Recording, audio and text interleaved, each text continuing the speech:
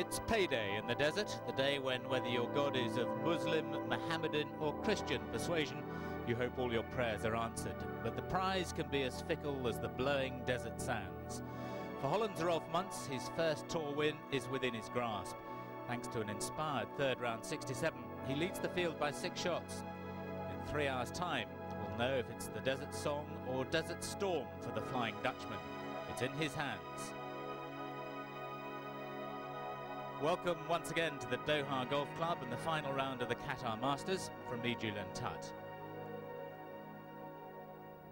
The European Tour has circumnavigated the globe thus far this season to alight in early March on the shores of the Arabian Gulf, this small oil-rich state that plays most genial host for the 3rd year running. Considering the barren nature of the surrounding terrain, it's truly astonishing that anyone even thought of playing golf here, other than on the sand and oil-soaked browns of old. But modern technology and a lot of money has created a man-made oasis where golfers of all standards can enjoy a fabulous facility. Head greenkeeper Ranald McNeil and his staff, with the help of millions of gallons of desalinated water, keep the course in tip-top condition. With the addition of 1 or 2 lakes as well this year, it's aesthetically pleasing as well. Now, every hole presents its own challenge, particularly in the strong winds this year, but the 466-yard par 4 15th is particularly intriguing.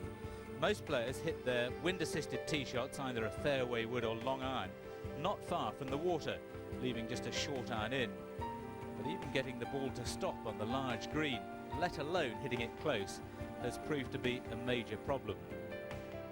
It's the 5th hardest hole, and if things get tight this afternoon, it could have a significant effect on who ends up with the magnificent trophy.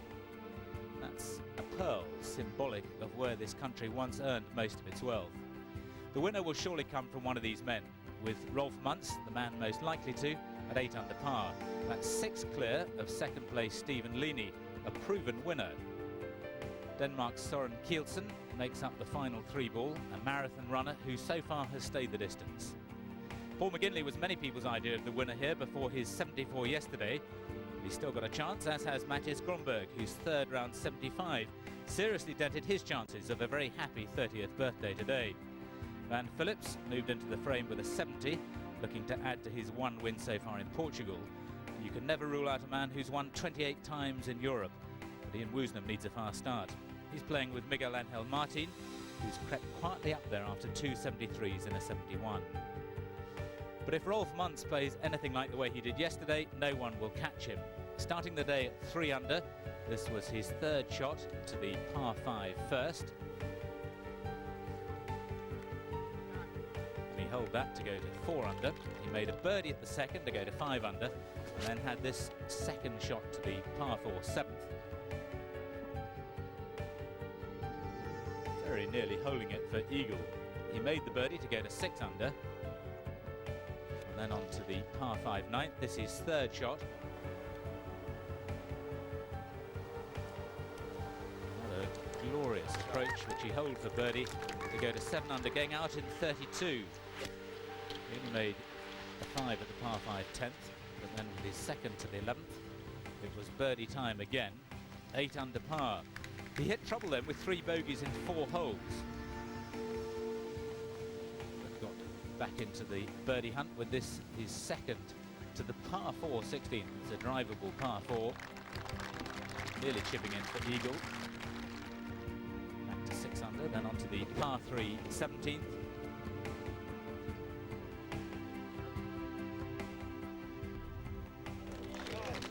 Made that to go 7 under. And another of these glorious little half pitches approach shot, his 3rd to the par 5 18th.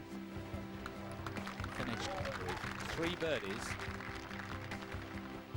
making this final birdie putt to go to 8 under, a round of 67, equaling the best of the week. A really terrific round of golf. So I'm delighted to say that Gary Evans has very kindly joined us this afternoon. Hot foot from the golf course after a 75 today, and that represented a good recovery, Gary. Yes, it was a tough day on the links, as it has been all week, really. Very windy today, much more blustery than yesterday. and I'm sure it's going to be a tough job, even though he's got a nice 6-shot lead for Rolf to finish this off. Wind blowing pretty much from the same direction as it has all week. There's very strong Shamal wind coming from the northwest today, but the flags, they're telling you that it really is a strong one, and it represents a severe test of all aspects of the game. You've got to drive well here onto relatively narrow fairways with this very lush Bermuda grass all the way around. Then you've got to hit good approach shots, because if you miss the greens upping and down, it is tough. And perhaps putting is the most difficult of all. Now let's just bring you up to date with what's happened thus far this afternoon. Stephen Leaney was in trouble on the par 5 first, 589 yards, and had that to save his par. So Leaney, the nearest challenger, opening up with a bogey, not the start he was looking for. Ian Woosnam had a birdie at the third, and that to save his par at the fourth, going to 1 under. Now this was an interesting little incident. Søren Hansen starting the day at 1 over. This to save his par at the fourth. Just left it hanging on the edge, literally hanging on the edge. Walked up to it as he should do in reasonable time. He's allowed then 10 seconds before he must knock it in, and eventually the wind helped it in, and the question mark then was, that's more than 10 seconds. Mathias Gromberg, playing partner, says more than 10 seconds. It wasn't though. It was adjudged off tape to be only 7.5, and the par stood. Rolf Muntz started with 3 pars. This was his second shot to the fourth. A very good one. 380 yards into the wind. So he had this for his first birdie of the day. To go to 9 under, Stephen Leaney was dropping another shot at the same time, and he was 9 shots clear. But the very next hole, he had this to save par.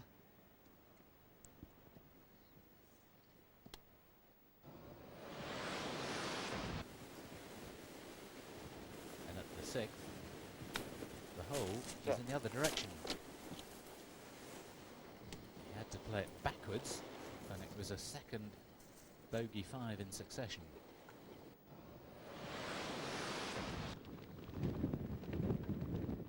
Meanwhile, Paul McGinley had also dropped a couple of shots at 4 and 5 here on the 7th, chipping in for birdie. He's at 1 over. Now Rolf Muntz, who hit that lovely second shot on the 7th yesterday from a not dissimilar position, went through the back of the green with his second shot today. Could only chip up to here. Had this to save his par, and wanders way offline for 3 5s in a row, 3 bogeys in a row, and he's back to 6 under. So he's still got a very healthy cushion. 6 shots clear now of Ian Woosnam. All the rest of the field over par. Steve Webster, who's out in 34, started birdie, dropped a shot at the third, made another birdie at the 7th, into second place alongside Søren Hansen, who's made a bogey at the 8th. Paul McGinley at 1 over. Stephen Leaney with 3 drop shots now, 1 over. Brian Davis, interesting outward half of 4 birdies, 2 bogeys to go out in 34. He's at 2 over. Jose Caceres, last week's winner, still plugging along nicely at 3 over. Just 1 bogey, otherwise pars all the way to go out in 37. Wayne Riley started with an eagle, went out in 36 with 2 bogeys following that. He's made a birdie at the 12th to be 4 over, 1 under for the day. Peter Baker is another one who's 1 under for the day, out in 35, 4 over for the tournament. So how do you see it now, Gary? Well, with a 6-shot lead, through 7 holes of the tournament, or last round, he's doing well. I think he's done well to keep it to 6. Obviously, the first 6 holes of a last round, once you have a lead like that, is crucial to get off to a decent start. I think he's done well. No one's really going to attack him much, but if Steve Webster is a long hitter, Ian Woosnam's a long hitter, and you do need length around this course to get up to these greens, and he's still got his work cut out. He kept very composed yesterday on the back 9 when he'd had that wonderful outward half of 32, and then he suddenly had 3 bogeys in 4 holes, and you thought, having had a potential 64, suddenly he's staring at a very disappointing back 9, but he came back well to get 3 birdies at 16, 17, 18, and he's got to do something similar now. He's got to try and steady the ship, otherwise we've seen it happen. It's easy for it all to start leaking very badly. Absolutely. I mean, this 8th hole is playing very difficult today. It's around about a 4-iron or 5-iron type of shot. Wind hard off the left-hand side, and really any shot that finds the green is a good shot. Pin 16 yards on and just 5 from the right. I think that's where the majority of balls are going to end up, with the water all the way down the left-hand side. Wind, as you say, hard from the left. Absolutely, and the worst thing is the grass is lying against you there, so you've got a really nasty pitch back into the wind. It's quite easy to leave it there, It's all good news, really, isn't it? It will be a great tournament to win. This is like an open. This is like an open championship this week. The rough is very extreme, very hard, and the wind, it's just like a Carnoustie type test. Yes, well, lots of players have been saying that it's the hardest tournament since the Open last year at Carnoustie. Important shot this now, if you can put this in the green and give him a little confidence and, as you say, steady the ship a little.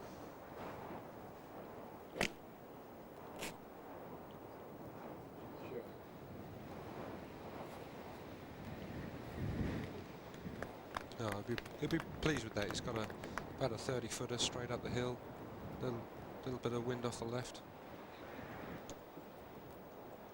He's got the short stick in the hand, that's the important thing. Last member of this final group is a contrasting figure to Rolf Muntz, just 5'7" of Søren Kielsen, who also has struck trouble in the last 3 holes. Comes from Jutland in Denmark, which is a pretty windy neck of the woods. He thoroughly enjoys playing in the wind, but it's clearly a struggle at the moment.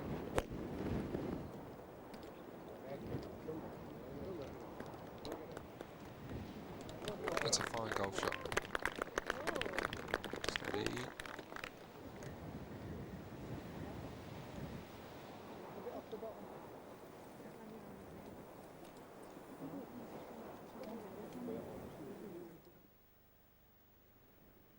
Par 5 9th, the 9th and 18th that run parallel either side of the lake back to the clubhouse, both long par 5s, 634 yards this one. Woosnam not very far away in 2. And out of this thick rough, not a bad shot. No, it's very, very difficult to judge distance. I mean, the rough is so thick with the wind, it does make it very difficult to know exactly how far the ball's going to travel. As you say, it's an extremely long par 5. I can't get anywhere near it. Some of the big hitters can get within 25 yards of the green, but tough hole. Another little chap, Steve Webster, on the 11th, 410 yards, dogleg left, just hit it over the corner. Yeah, Steve's my roommate this week. He's going along nicely. He'll be buying the drinks tonight if he carries this on.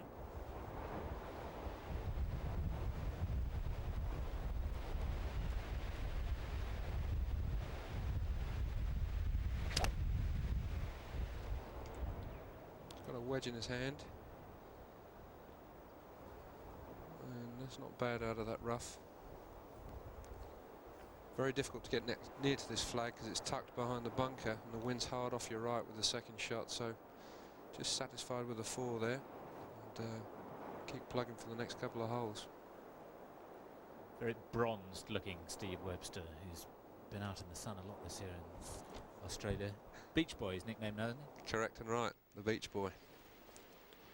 Spends more money on his suntan lotion than he does down at the bar, I promise you. Woosnam for birdie at the 9th. Dribbling it down. Oh, I tell you, we've seen more of Ian Woosnam putts sliding by this week than anybody else put together practically, I think. Yeah, but you didn't follow me. I mean, actually it is. I've never seen so many putts just slide past the hole as well. I mean, you hit good putts, they're on target, a foot from the hole, all of a sudden they go left or right. It's most frustrating, I can assure you. But that's a 5 for Woosnam to go out in 35. All pars apart from the 1 birdie at the 3rd. That's very good golf. A tough shot, this. Oh, he's played a gem. He's played an absolute gem.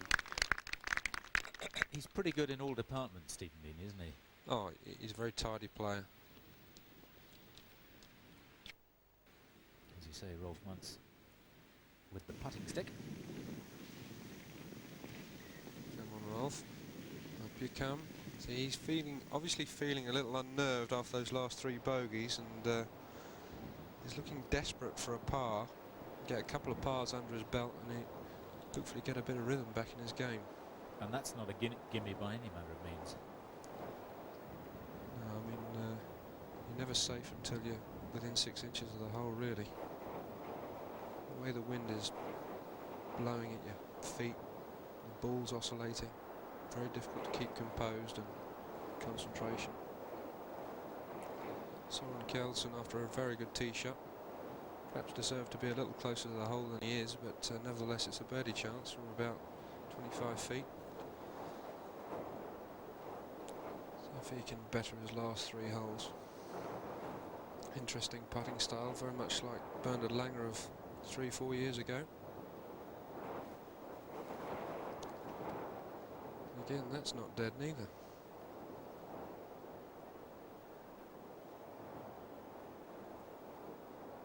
In case you haven't been with us over the first 3 days, just to re-emphasise the difficulty of putting on really quite grainy greens. The Bermuda grass, as most of the course is, although they've been oversown with a bit of perna for the winter, but there's a lot of, it's predominantly Bermuda, and quite a lot of borrow as well, and of course the very strong wind, which has got to the stage where it's been moving balls on the green, and the combination of those 3 makes it very difficult. It's murder. I mean, you pick a line and you have to stick to that and just trust your eyesight, really. This is the thing. The trouble is you stand over the putt and the wind's blowing it and you think, well, maybe I'll give it a little bit more break than I actually thought, and you know, you talk yourself out of it. It's very, very tough. This is going to move a little bit from left to right.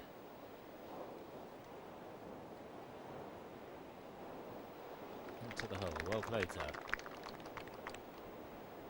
Stops the rot to remain 2 over for the day, but more importantly 6 under for the tournament and 6 clear.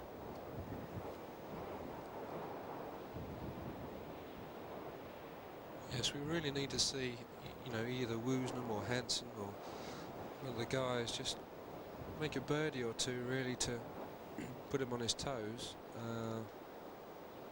You know, 6 shot clear, 9 holes to play, 10 holes to play. If someone can just make a little charge at him, it could become very interesting back 9. I'm sure it will be anyway with this weather. It's a pretty nervy final 3 ball, this, isn't it? I mean, in a way you might think it's to his advantage that none of them are challenging, with Leany dropping shots 3 over for the day and Soren Kjeldsen here 4 over for the day. But maybe that nervous feeling is spreading through all of them.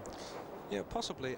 In some respects it may help because he doesn't feel like they're on top of him. I think, you know, when you're playing with someone and they're right on your heels, you know, you feel it.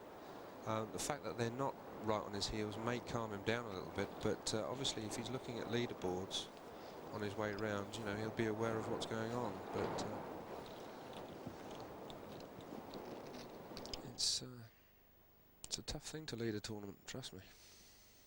Now the disappointing news is, well, Wondered we hadn't got a score for Stephen Webster on 10. Here he's putting on the 11th, and the bad news is that he made a 7 double bogey at the 10th to go to 3 over.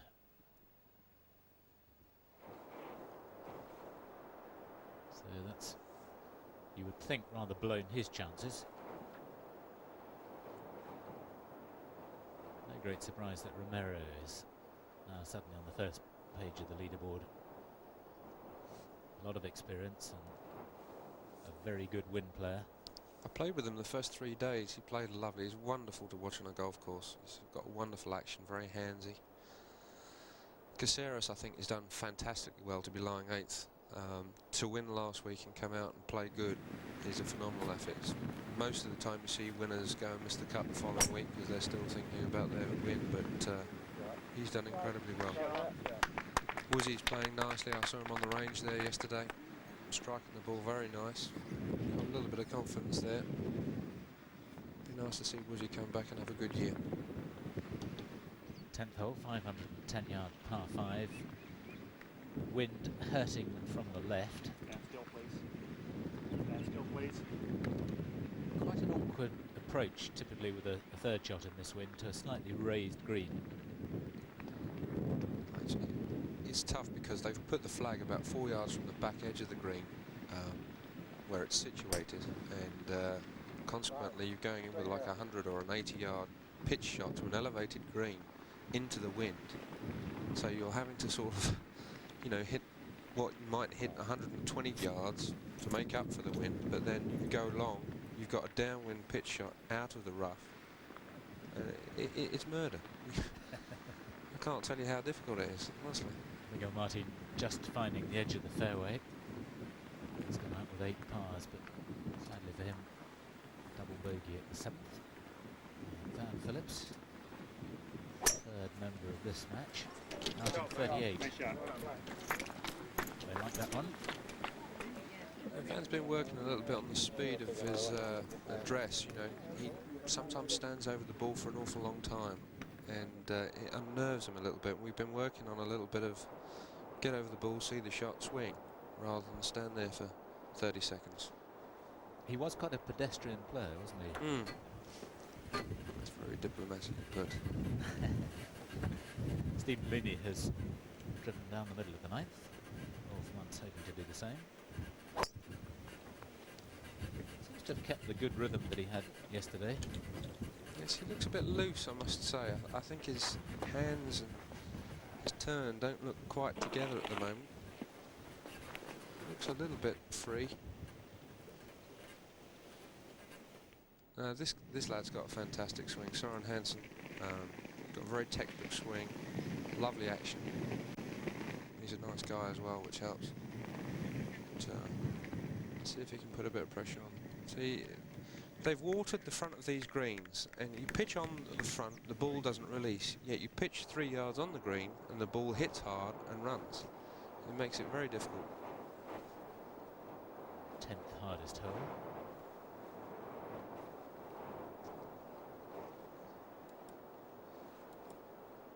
Thomas Gergler had the one eagle there earlier on today. Finished the front 9 with birdie and eagle to go out in 37.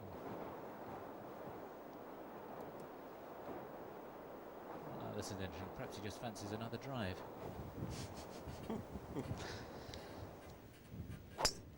That looked a bit more together, that swing. Seemed to be a great problem with the first one, didn't it? I think that it's in the rough. Yeah, from the tee there, down the left side there are a few trees and there's a lot of rocks around, and he probably didn't see the ball finish. So just in case, and it's a long walk back there. Another look at the first one.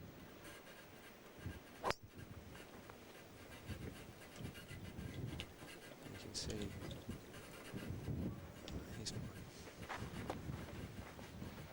Surprised he didn't get an indication from the marshal down there. well, the one thing is for sure, if he hasn't got a decent lie, it's going to make this hole very tough for him. 638 is a long way. You must hit like a 7-iron minimum to give yourself a reasonable club in, otherwise you're going in with like a wood or a 3-iron, which is something you don't want to be doing.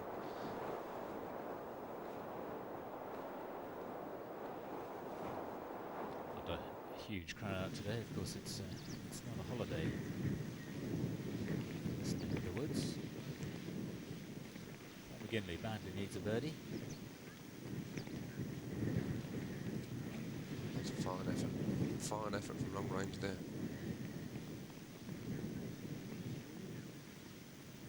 And He2's got to think. You know, he's in joint third now. He's going to be finishing the front nine at 1 over. It's only 1 behind Ian Woosnam. If Rolf once does get into trouble, he's still got a shout. Oh, any one of 4 or 5 guys, if they can just get it under par, I mean, they're 1 over, 2 over par, if they can get it under par for the tournament and post a score, you know, it's a really good effort, I tell you. See, Romero's going along lovely. He's got it 1 under through 12, which is, for the day that is, back to 3 over for the tournament. Soren Hansen's got a putt here to go back to even. So, I happened to follow him down the hotel corridor this morning, and from a distance I thought it was only Earls. His walk from behind and his whole sort of demeanour and stature was very Earls-like. Yes, I'm sure he wouldn't mind a few of his titles neither. Good chance here. Oh!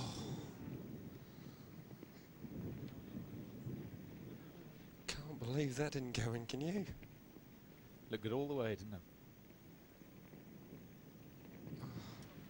Still, 36 out, 1 over. This is interesting. Woozie's waiting here on 10. Now, when I played earlier on, you couldn't get anywhere near this green for 2. Now, I hit a good drive and forward and still had 80 yards to the flag, so it's he's obviously pumped one down there. That is his drive, definitely. He really lent on it. But the wind is certainly not slacking. If anything, it was forecast to get up a little bit this afternoon.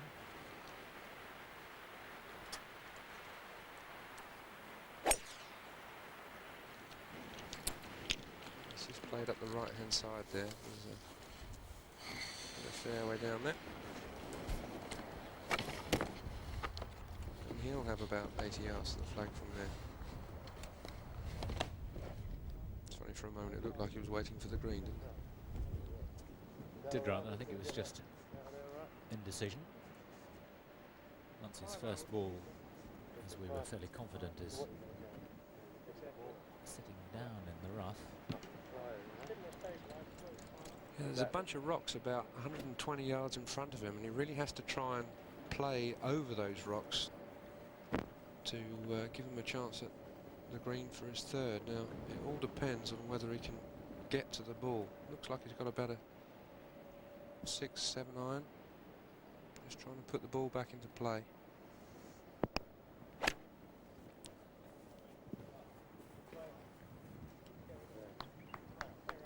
And he's done well.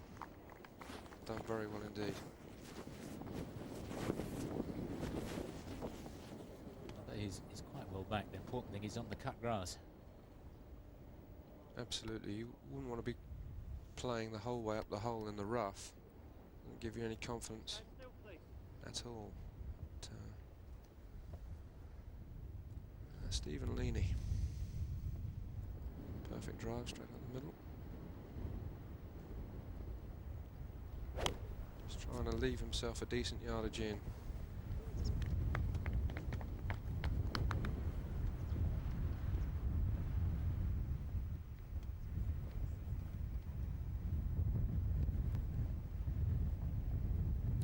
Interesting pitch shot there, because wind's hard off the right and you have to aim like 10 yards right of the hole, and there's water 20 yards right of the hole, so it's actually, you know, you have to aim towards the trouble, allow the wind to bring the ball back. Soren Kjeldsen again, as Leaney did, just trying to leave himself a wedge in and not an awkward distance. Temptation is to pull a wood out and try and smack it as close to the green as possible, but you really want a full shot so you can control the ball as much as possible. It's just fallen into the thick stuff. God, I'm pleased I'm not back out there. Yeah, it's a game of inches, isn't it? I mean, if he'd stayed 6 inches, well, preferably 6 feet, right, but even just a few inches out of the very thick stuff, he'd have a reasonable chance. Now, here's another man who was kind enough to come in and do some commentary for us a couple of days ago. Barry Lane with the best round of the day so far. Just dropping the one shot. Interesting to see how many people actually break par for the week. That's a fine score today, 70, trust me. That's like shooting 6 under. He's feeling quietly confident about his golf nowadays. It's nice to see him coming back. He's been a while out of the picture since we did Ryder Cup Bell from a few years ago. Black belt, Van Phillips. 3rd to the 10th. I don't know if he was a black belt. He was quite good at judo, wasn't he? Yeah, you wouldn't mess with him. I've seen a few people sort of get narky at times, but he's very well controlled as our Van. There you get quite a good idea of how much an elevated 3rd shot this is. He's probably struggling to see the bottom of the pin. That's a great shot. Doesn't make any difference. He's probably struggling to see the top of the pin. That was a gem. That was a pure shot. Very difficult to control that. But, made it look very easy.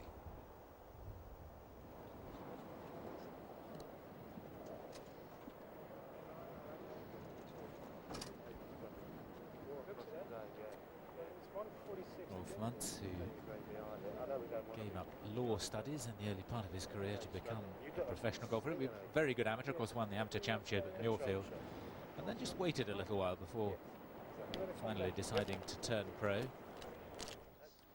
This is a look back at yesterday's 3rd shot to the 9th.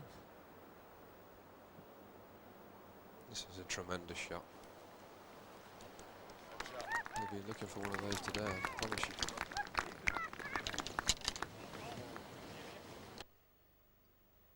Back live.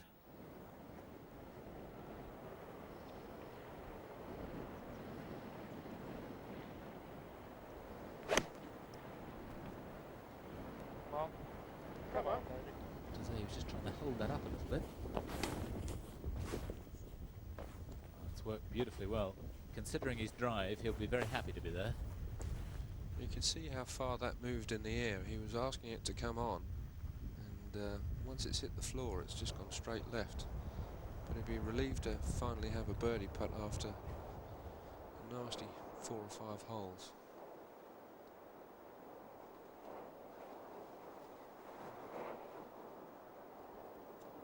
Stephen leaning with a pitching wedge in his hand.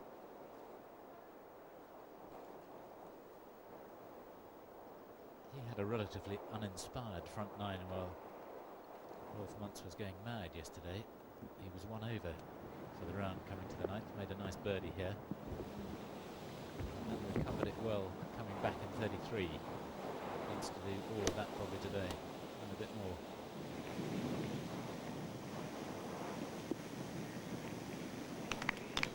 Fantastic shot.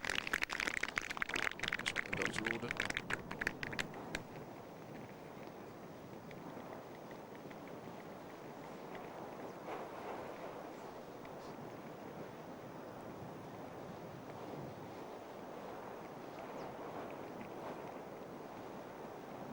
Davis now into 6th place on his own at 2 over, playing some very good golf. He got out in 34. There's 4 birdies. He started back with 3 straight pars. Let's see all the scores going through in alphabetical order.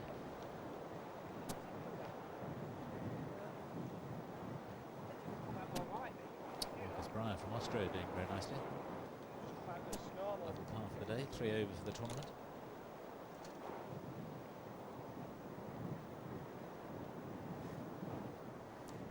To be honest, I think anyone that's kept it in single figures this week over par has played really nice golf. And I've finished 12 over. I don't feel like I played that badly.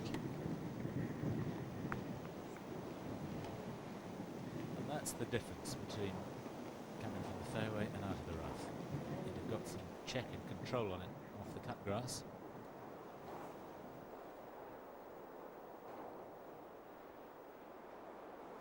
Delightfully frustrating game. There's nothing delightful about it, I promise. You say that. Onto the 10th. And Van Phillips with a birdie putt.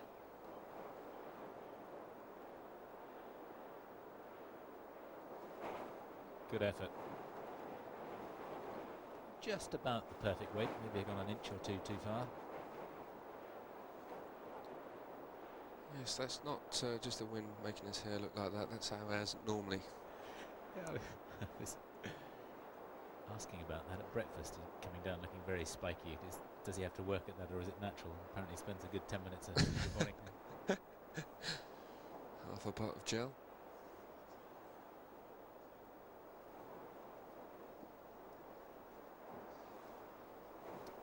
Miguel Angel Martin for birdie on the 10th.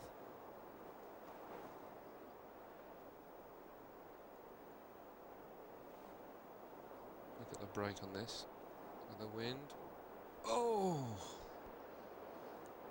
Just held up enough. Put him back to 2 overs for the tournament. 6th place. And after Woozy's great shot in, he must convert it. Good positive stroke and a lovely birdie putt. Last one goes in and into second place at 1 under, now just 5 behind. And of course, there aren't actually many indicators around the course of what's going on, so Rolf Muntz will be dependent on getting information from others around him. Maybe the odd on-course commentator might tell him what's happening if he wants to know. Yes, I mean, he really just needs to keep his head down and keep going for the line. I mean, if you can play the back 9 in a couple over even, you know, and get in the clubhouse at 4 under. I mean, Woozy's still got to make 3 birdies in a tough 9 holes. So it's just keeping his head together and keep thinking positive thoughts. Soren Kielsen with a putt that goes against the grain there, now down grain. Oh, and it's running all over the shop. But he's judged it magnificently well. A fine putt from long range there.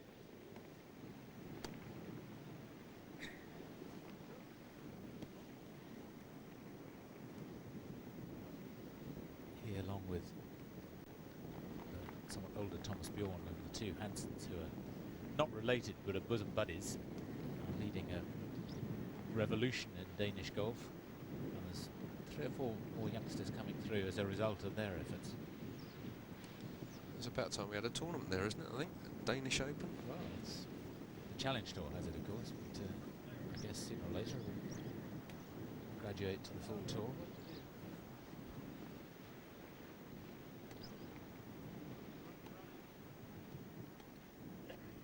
Impressive greens in regulation for the tournament here for Rolf Muntz.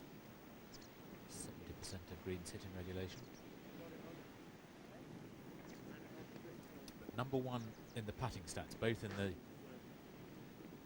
putts per round and in putts per green in regulation. 1.639 going into this round was his average for average putts per green in regulation.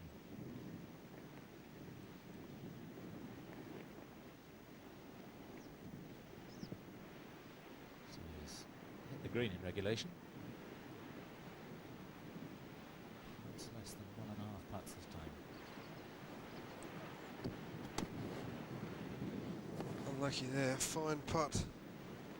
I thought the wind might just drop it in, but at least he'll feel a little more settled going into the back 9. 2 good pars and 2 tough holes. Out at 38, not exactly what he was after, but equally it's not the end of the road. We saw in America last week though with Franklin Langham looking for his first win, and Jim Furyk rattling his cage on the back 9. He pulled 6 shots back. What can be done?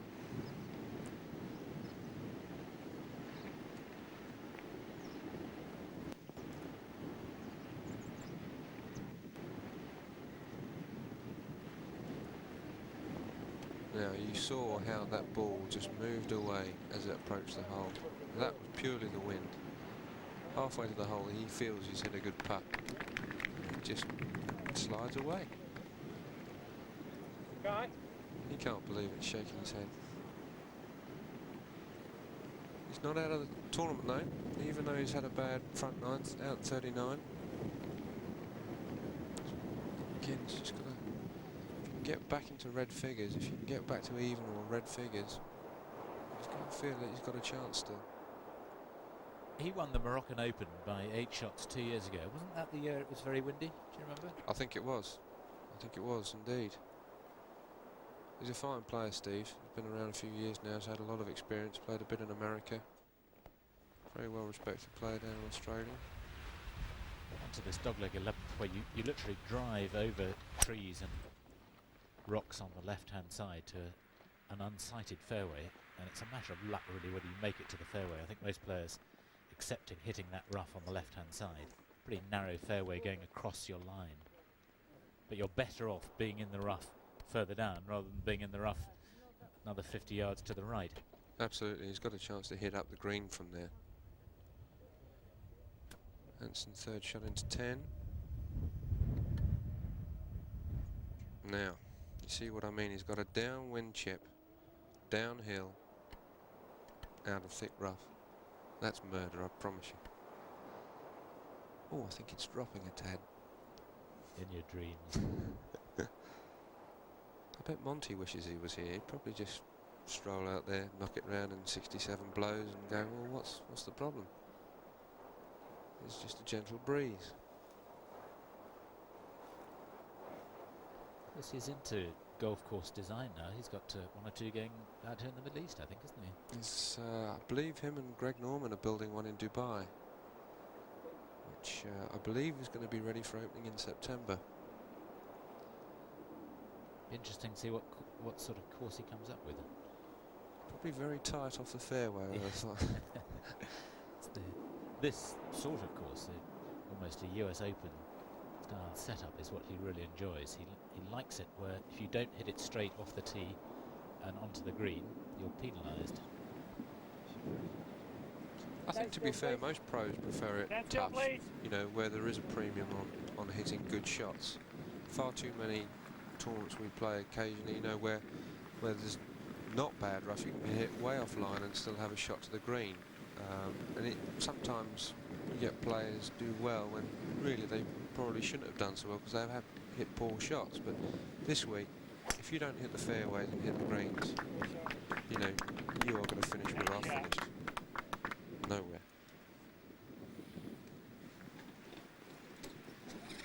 And yet, ironically, you've got somebody like Ireland's Gary Murphy, who's #1 for greens hit in regulation. 83% of greens in regulation, but sadly his putting hasn't quite matched it. Well, you can see how hard it is to putt on the greens, and obviously he's had more opportunity to putt than the rest of us, but Alfred's having a great tournament. He's putted fantastically well the first 3 days. He's got to keep his rhythm, keep focused.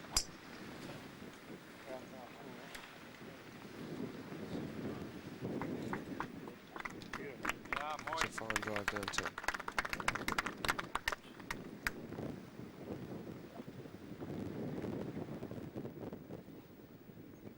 Michael Campbell's win in the Heineken Classic is the biggest so far on tour this year, a 6-shot win.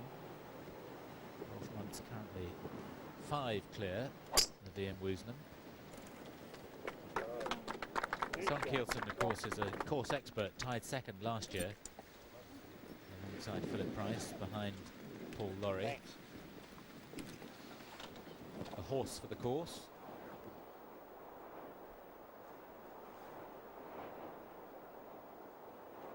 Came through the Challenge Tour a couple of seasons ago, just hung onto his card, finishing 115th on the Order of Merit in 1998.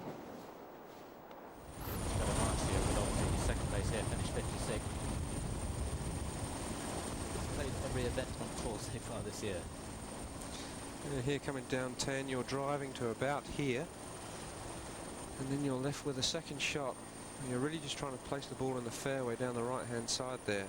Leave yourself a fairly simple pitch shot under normal conditions, but as you can see, it's a slightly raised green. It's normally, well, it's been playing into the wind off the left all week. The flag's just placed just on the left-hand side today, not where the flag is on that picture, but the boys are finding it difficult to birdie today. I believe there's only 3 birdies of the sort of top last 20 people through.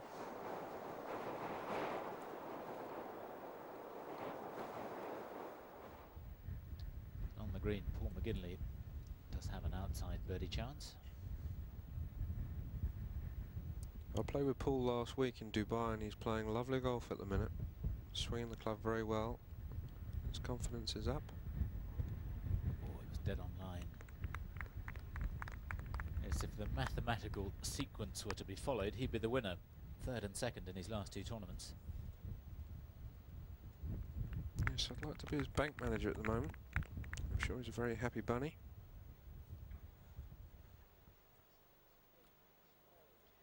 He was saying earlier in the week that he's a late developer. Didn't turn pro until he was 25, having played Walker Cup golf at the age of 24. Can you believe that stayed out? Well, that was Hansen that had gone over the green for 3, duffed the chip, and he's missed that par putt, which is not really the best timing. He's now 2 over for the tournament. The voice of Gary Evans, himself a former Walker Cup player. Do you have happy memories of that? Probably not the year you played. Oh no, it was fantastic. Paul was on my team actually that year, 1991. Had a fantastic time. I was lucky enough to play David Duval and managed to get a point against him, which was very pleasing. In fact, a couple of weeks ago we had that World Championship. It was rather distressing for me, having beaten Darren Clark in the British Amateur that year and then beating David Duval in the Walker Cup, and they're both there playing for $300,000, $400,000, $500,000. I'm sitting at home twiddling my thumbs on the TV. Reasonable 2nd out of this thick rough on 11. You can see though, he's looking straight up the green. Steady, steady. Okay. Of course, your career was severely halted for a little while by that wrist injury you got when you hit a rock in the bunker. That's right. Managed to break my wrist without knowing it. Played golf for 2 years with a broken wrist with extreme pain. Wasn't very pleasant. Lost a lot of money. But that's all in the past, thank heavens. Back to full fitness now. Trying desperately hard to find the swing that I had back then. It's a fine shot by Munster. Just leaving himself a nice pitching wedge into the green. No problem. Was that Muntz? It was Leany. Do apologise. Here's Muntz now, 2nd shot. Really, you feel you've got a different swing now? Oh, totally. It's horrible. It is horrible. I'm constantly trying to find where I was 7 years ago. My coach Sean Geddes has done a great job in getting me back, and I feel like I'm kind of 70% of the way there. I feel there's plenty of room for improvement, both on the mental side and the physical side. Obviously the mental scars of what I've been through are probably the hardest, you know, to deal with. Physically my swing's getting closer, but it's just going to take time, I think. Yeah, he's going with an iron. Interesting play, just trying to put it in the fairway, aiming quite well left, as you can see, with his feet. Nicely on plane there. Perfect to the top, drops his hands, and the ball's gone way off right. And you can see, obviously from the top, he dropped his hands and didn't manage to release on the way down. The club face came in open, and that's why the ball started right. Very difficult, wind on your back, to trust your release, you know. It's murder to actually trust yourself when the wind's that hard on your back to hit it left. And that's quite possibly why he's just left it out to the right, but The only saving grace is that he's on the right side of the green at least, and that he's got some green to work with. absolutely. It's an awkward little chip here for Woozy. Just a little pitch and run. Something like a 7-iron. Just going to try and bunt it down close to the hole.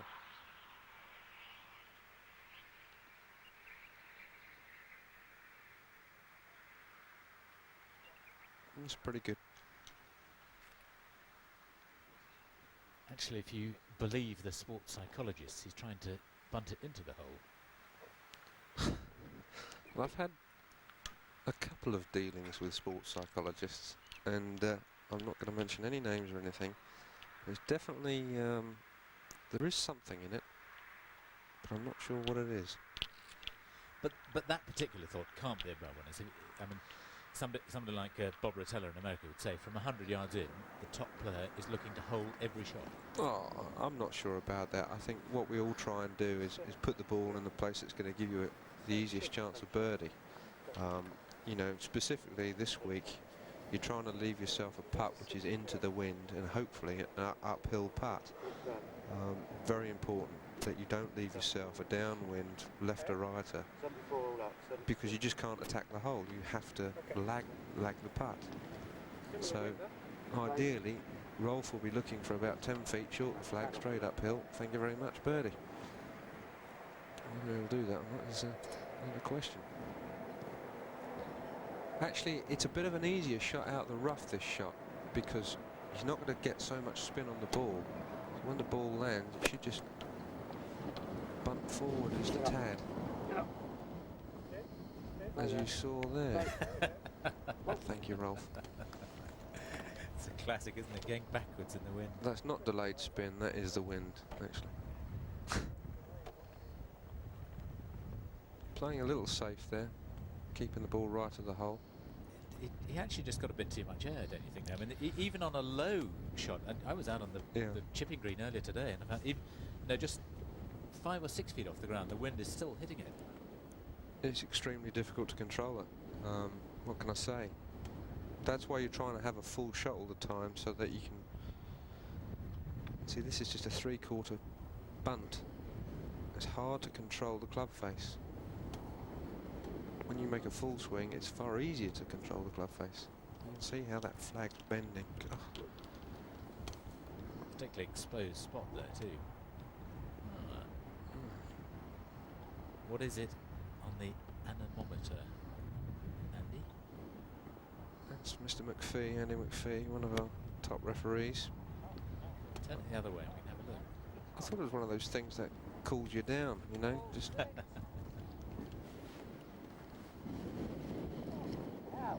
You can see he spends a bit too much time in the buggy, Andy.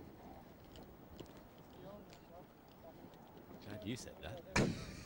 I think some of these boys should start walking around, know what it's like to do some work.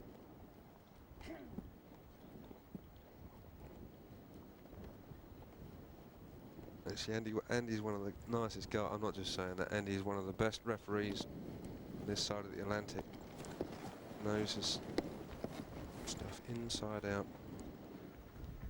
Yes, we saw him and John Paramore, chief referee, on duty and getting a lot of work at the Anderson Consulting match play.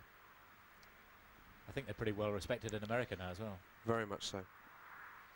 And we understand it's gusting up to 23 according to the anemometer, as Martin makes his putt for a par 4 to stay at 2 over. I'm amazed at that. I would have thought it was gusting a bit more. Yes, I'm not sure that that tiny little fan can actually tell you how much the wind is blowing, but if that's what it says, that's what it says. Might have been better if he'd been holding it on the windward side rather than the leeward side. Of him you are talking about. No, I'm only joking.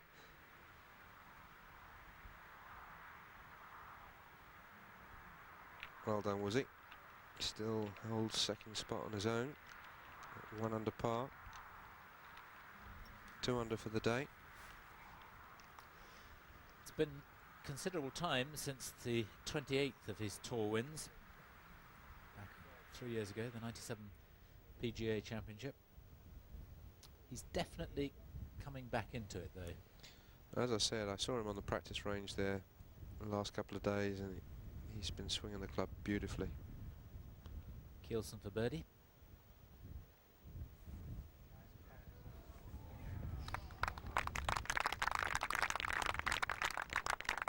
Yeah, Wizzy's already played 4 tournaments this year, which is unusual for him to be out so much this early. Had a couple of tournaments down in South Africa where he missed the cut in the Alfred Dunhill, and then 24th in the Mercedes-Benz Championship. Tied 9th in Portugal and then missed the cut last week. I think he may be getting a little of his hunger back, you know. Had a couple of years where he didn't really play that much, didn't play that well either. But, you know, I think this could be a good year for Wizzy. I think Denmark could have a very useful player in Søren Keelson as well. Seems to have a nice attitude along with pretty good ability. I'm sure they'll be partaking in the Dunhill Cup very shortly, Denmark. Yeah, good point. I'm not sure that they have done before, have they? Don't think Not they that have. I can think of, no, I don't think so. But they've got 4 decent players now with Thomas Bjorn, the number 1.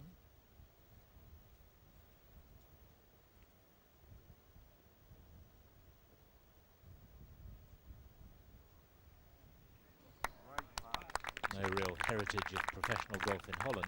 Rolf Muntz could potentially be their first winner. Yes, Rolf won the 91 British Amateur at Muirfield. I played in that tournament. Was it 91 or 90? Was it 90? 90, I think. Are you sure? It's a long time ago, yes. Early 90s. I have a poor memory, what can I say? Anyway, you were going to say? That was his only victory, I believe. Yeah, he's had a couple of second places, tied second in the Hohe in 95. And of course he lost the playoff at Glen Eagles in the Scottish PGA last year to Warren Bennett. Bit of waddy bashing going on out there, I think. You can go out on safari. I think they do night trips out into the desert. Crikey. Rather you than me. Now that's where Steve Webster does most of his sunbathing, lying on that. What was that, a rock crusher? Any angle on the sun and he's happy. Now you can see he's not grounding his putter because the ball is oscillating. And he has the added problem that he tends to put the putter in front of the ball first. And as soon as he's grounded it doing that... Now has his ball taken moved up off his the stance. axis? It looks like his ball may possibly have moved. If it has, of course, he must replace it. I'm not too sure. Hang on a second. Let's see what's going on here. If the ball Well, moves, if he's taken his stance, of course, he must replace it. if he grounds the putter, then he must replace, and it's a penalty shot. Yes. But if the ball moves and he hasn't grounded, then he must play from where. Correct, yeah. You trying to test me or something? Testing myself. Yes, no, because of course it can. I remember it happened at the Oxfordshire a couple of years ago. If it starts to roll on a slope, it can end up 18, 20 feet further away, and you've got to play it from there. Absolutely. You can see if it'll stay there now. Trouble being at 10, and as you said, it's an elevated green, and you're getting most of the wind at its strongest. Now, he doesn't look happy.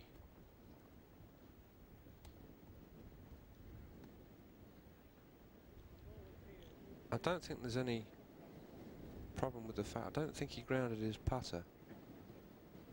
And the ball's moved. Now I believe that you putt from where the ball lay now. Yeah, And no, that is definitely right, isn't it? But it's just, I think the only debate is whether you've grounded the putter or not. We certainly didn't see him ground I don't think he was anywhere near it, was he?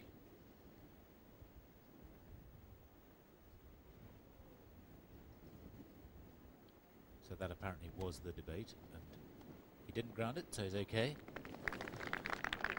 But he does have that habit of putting the putter in front of the ball, and as soon as he's touched the grass in front of the ball, he's taken his stance. You've deemed to have grounded your putter correct.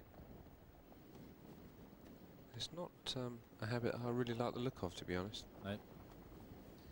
Lots of great players have done it at various stages. Nick Price has done it. Nick Faldo did it for a while. Gary Player, I seem to remember, used to do it.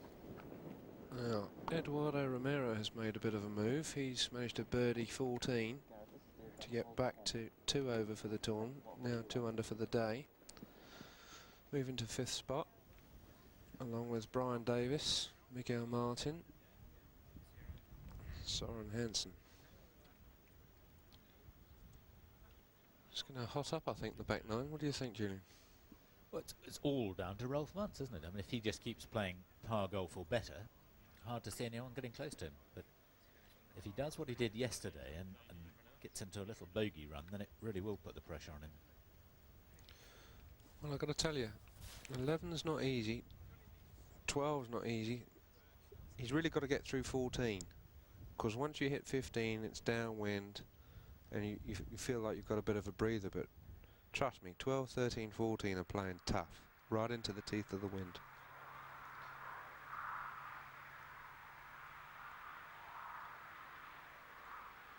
Paul McGinley got a bit too much of the ball. That one to save his par and stay at 1 over.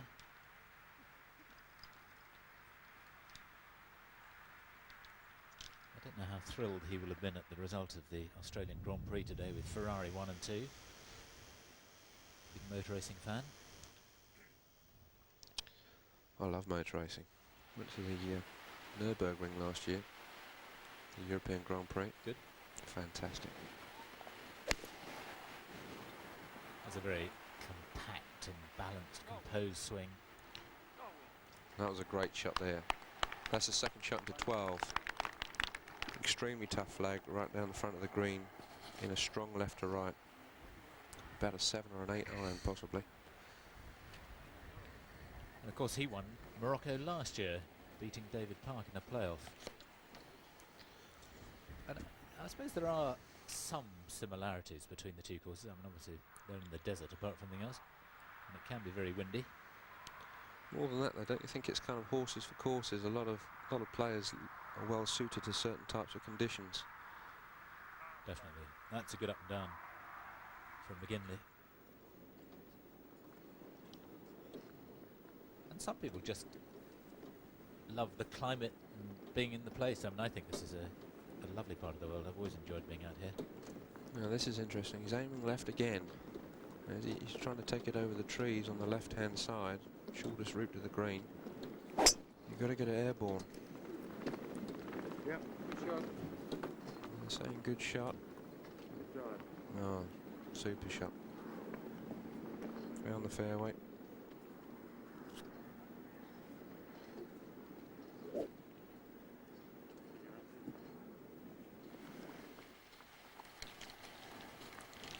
Yeah, second shot at 12 for Woozy.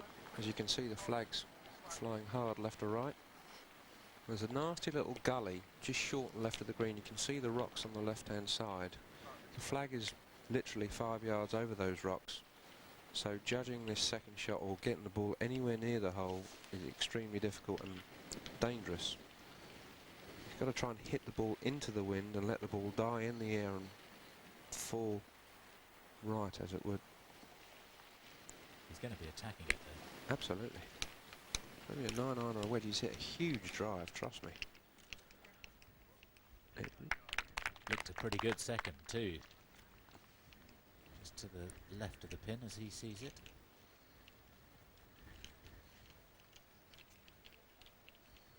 I fancy Woozy to do well down this straight. He's swinging well. He's got a little bounce in his step.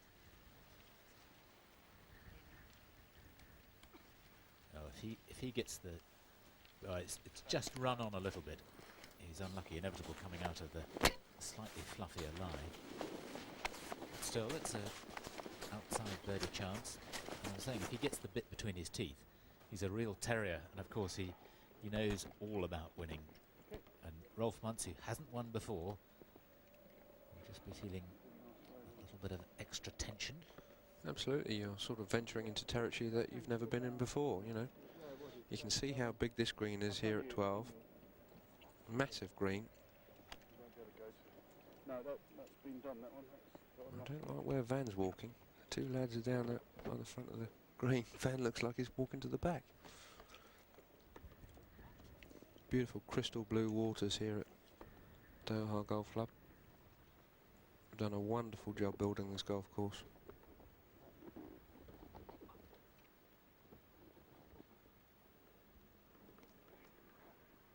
.38 yards deep and a particularly tricky green. Basically slopes from back down to the front.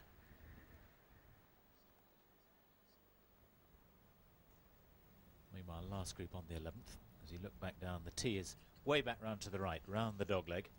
They drive over those trees on the right-hand side.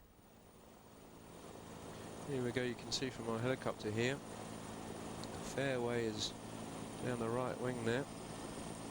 And you've got to take it as close to the edge of the rough as possible to leave yourself about an 8 or a 9 iron second shot. Now, some of the boys have been trying to hit it long left, just on the left side of your screen now, so that they can look up the green to the flag, which is on the right-hand side. Tough hole, a lot of rough. Really, for Muntz to get anywhere near the flag, he's got to start the ball in the middle of that bunker on the right-hand side that you can see. Important to get back in the vicinity of the hole. You don't want to leave yourself a 40, 50 foot up the green.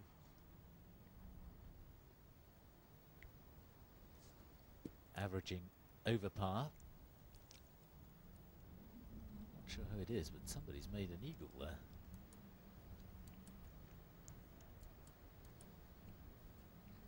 Not today.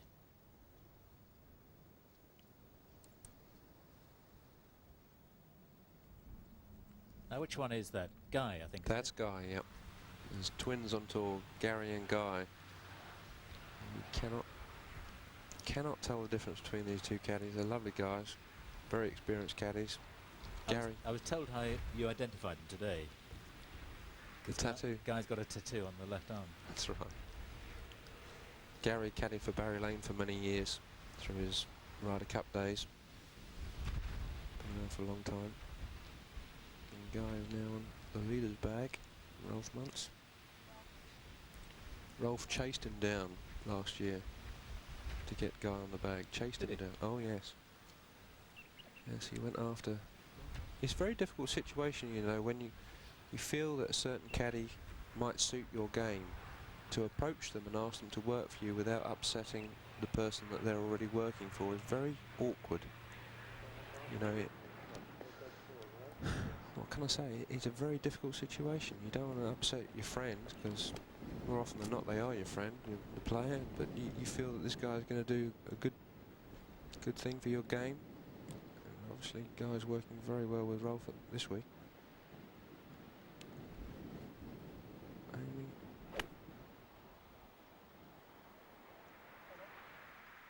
Asking it to hold on. Now he's hit that an awful long way left. He's got a very long putt back up the green.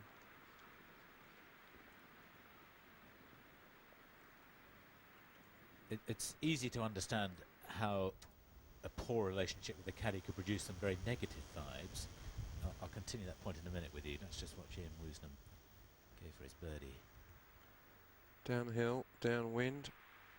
I'll tell you what, that was a great effort. So it's only a par 4, stays at 1 under. How can a good relationship produce a positive result? I mean, what's the most important thing the caddy does? Well, I think it's extremely important to know what's going on in your mind, and you know, the caddy has to say the right thing at the right time, and if you haven't got intimate knowledge of each other, you know, and the wrong thing said, that can disturb the flow of concentration. I've been with my caddy for 2 years, and I feel that he knows my game pretty well, and I know how he is. And it's important to be able to say the right thing at the right time. I think that's the key thing.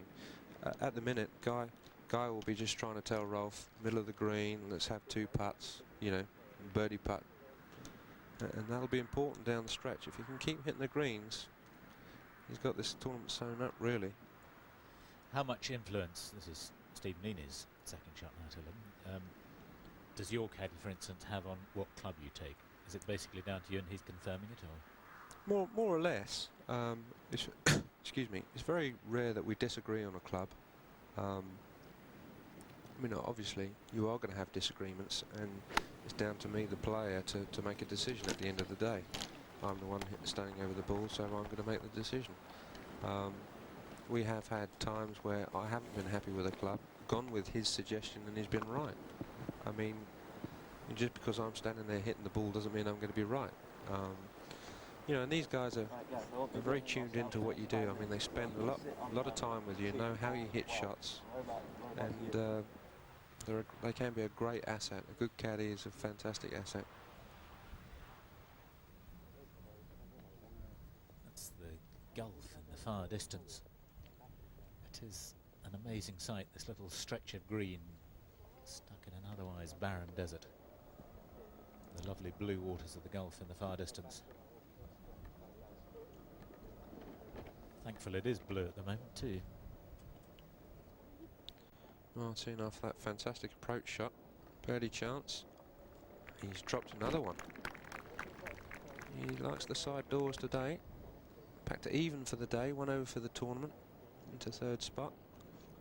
Shared with Brian Davis and Paul McGinley, Stephen Leaney. Brian Davis, who had that lovely outward half of 34, has just made his first birdie coming back at 16, and of course there are more birdie opportunities at 17 and 18, so it looks like a pretty good finish from the man from Essex, who now spends a lot of his time over in Florida, has a home over there with his coach Tony Ziegler, and he's an avid fan of American life and possibly American golf. He tried very hard to get his card over there at the end of last year, just missed out by a couple of shots at the tour school. My good friend Eduardo Romero, he just birdied the 16th to be 3 under for the day, to be tied 3rd along with Brian Davis. Looks like are they playing together today? They might be having a little battle royal between them.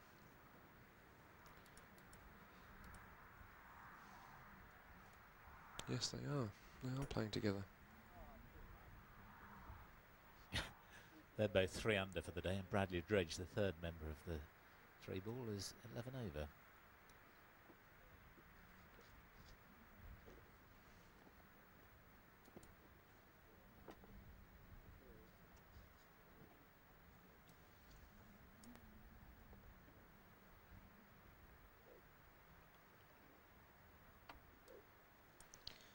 Rolf Muntz with a putt into the wind.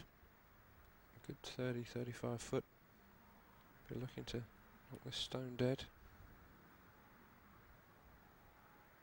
And it's a great effort. How about this? Just wiped its feet on the doorstep. He's smiling, happy.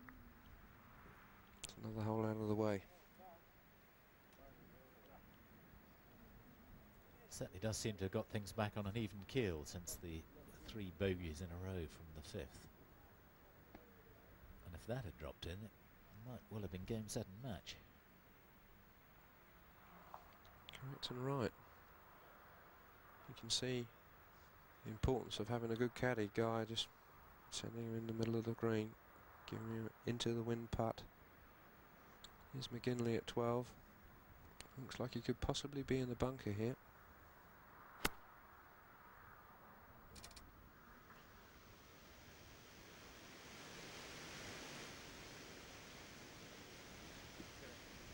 You can see that's a good 20 yards right at the flag. You can see the flag bending. Soren Kielsen on the 11th for birdie.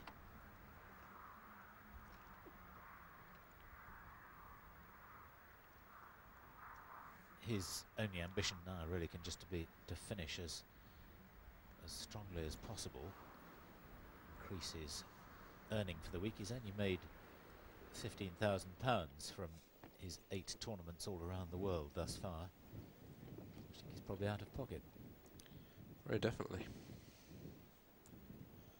Miguel Martin, an extremely difficult 13th par 3. He's going with a wood. Managed to get it over the creek. It's a little estuary leading down into the creek on the left-hand side of your picture. My good friend, Eduardo. Hey, hombre. Good golf. Fantastic. Absolute gentleman. Lovely guy. He's actually going to look after me and my wife when we go to Rio next week, 2 weeks' time. You know, we've told it before, but you know that lovely story. He's called El Gato because he's like a cat. And he was over in America, and an American journalist asked him, Eduardo, why do they call you the cake? That'd be about right. Was he going with an iron? He needs all of this, trust me. Go. Oh, foot over the creek. You can see how far this it's playing. It's about 185 yards today, something like that. 189 yards. I mean, that tells you how strong the wind is when they're going with a wood. One guy's going with a wood and the other's a 1 iron. And Woozie's not short with a 1 iron, trust me.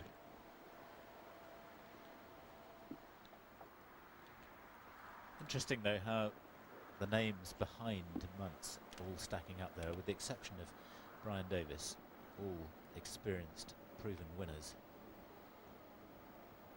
It does all start on the final 9.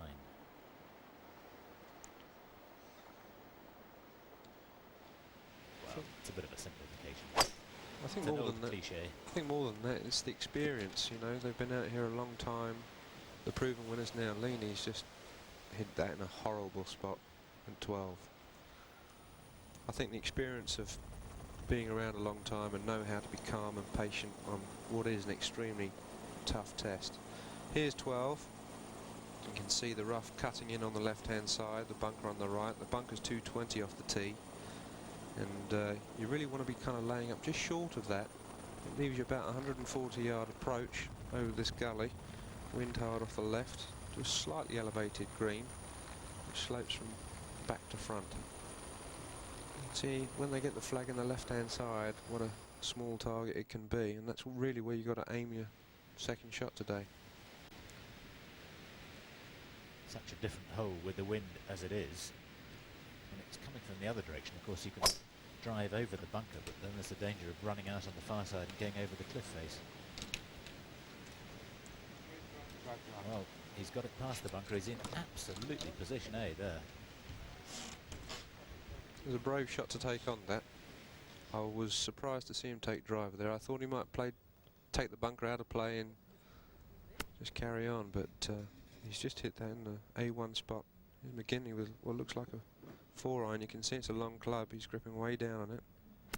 Little chip and run. The thinking there being to try and use exactly the same action as he might do with a very short pitching wedge, but with the long club gets it down on the ground as quickly as possible and just lets it run along unaffected as far as possible by the wind. Clutch shot here for Woozie. Needs to get this close. I'm not sure that he'll be overjoyed with that. Only if he sinks the third shot.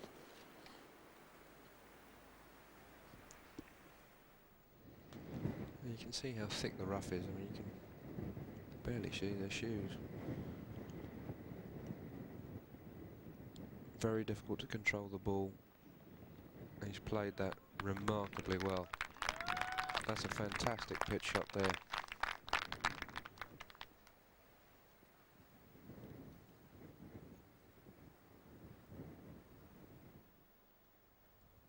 maybe on a little bit of a roll, Miguel Martin.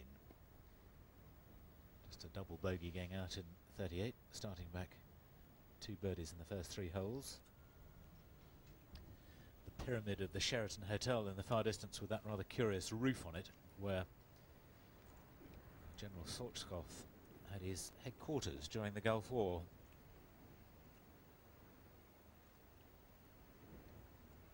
Still a 5-shot lead though for Rolf Muntz. And in just a moment, it might be 6 if Woosnam can't make his par putt here.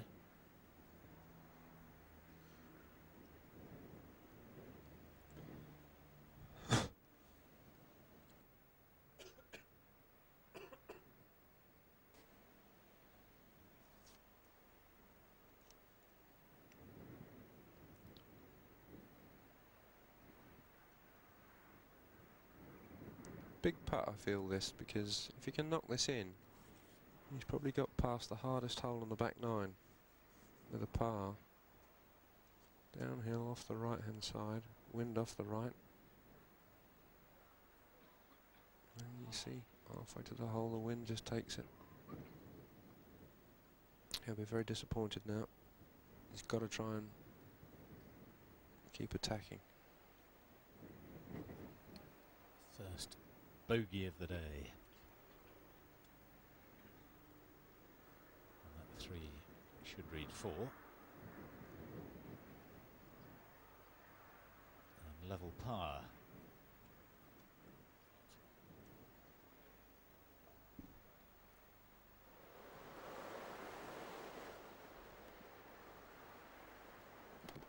Stephen Leaney doing a little bit of gardening around his ball.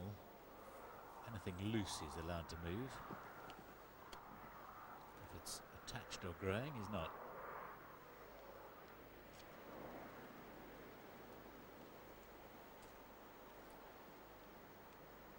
Paul McGinley tapped in for his par, remains at 1 over.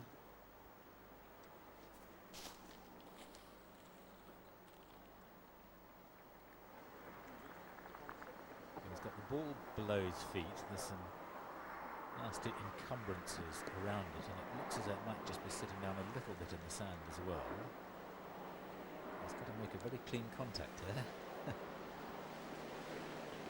I think unless that's sitting absolutely perfectly, he's got to be just pitching this out, surely. Can't be thinking about going at the flag, surely. He's got to be looking at the right edge of the green. There's no gully there short, no trouble. But he's got to be 140, 150 yards away from the green. He's got to have a perfect lie to even think about it.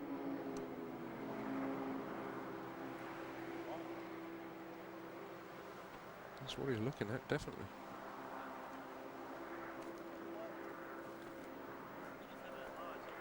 You can see the 12th hole.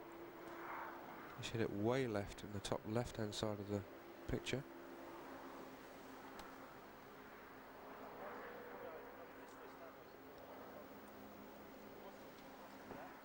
Let's see the torture continue on the 13th. What can Paul McGinley do?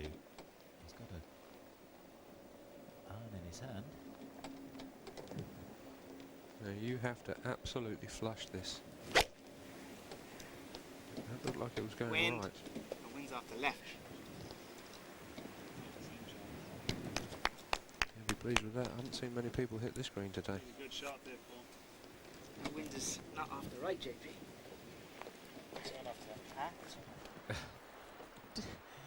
It sounds as though he got some really Irish advice that he can't have thought the wind was. Please don't tell me that JP told him the wind was off the right. That can't be. It's howling into off the left all day long.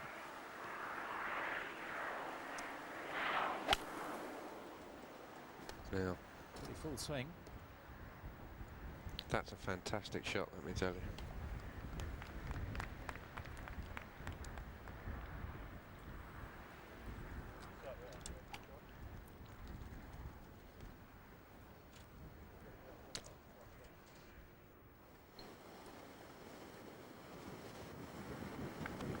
To the 14th, 404-yard dogleg left. Oh, shit. That was O'Blow, wasn't it?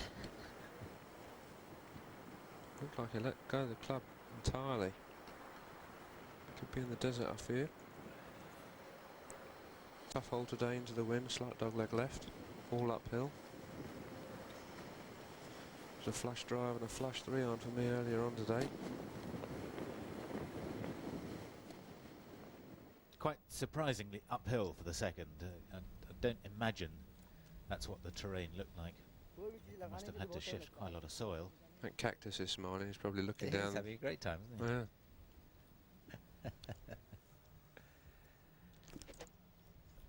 One of the giant cacti, 64 I think, were imported from Arizona when they built the course. Cost of some £1,000 a time.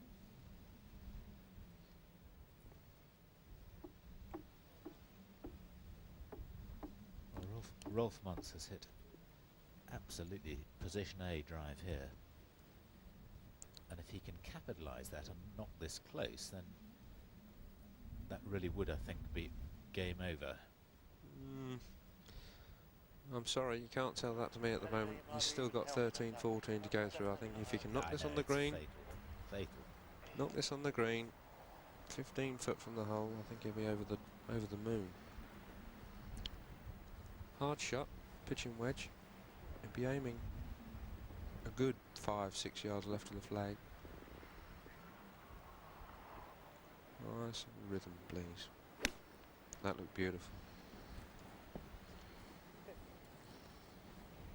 And that's just a gem. That's a fantastic shot. That's the area of the game where he's been really strong all week. We've seen him hit those little half and three-quarter shots close time and time again. There was wonderful rhythm there, wasn't it? Just all together, clipped the ball off the top, bit of spin, wonderful shot. Here's Woozy, 14. He won't be leaving any of this behind, I don't think.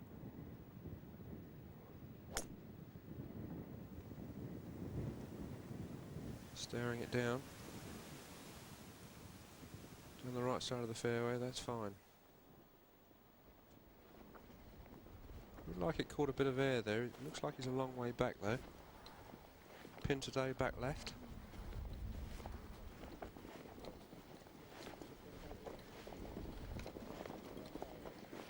It's an amazingly cosmopolitan society that you find in Qatar. There are just about every nationality under the sun. Quite a lot of people from India and Pakistan who've come to work here, and also from the Far East. Lots of Filipinos and Indonesians, Malaysians. Lots of work to be had here.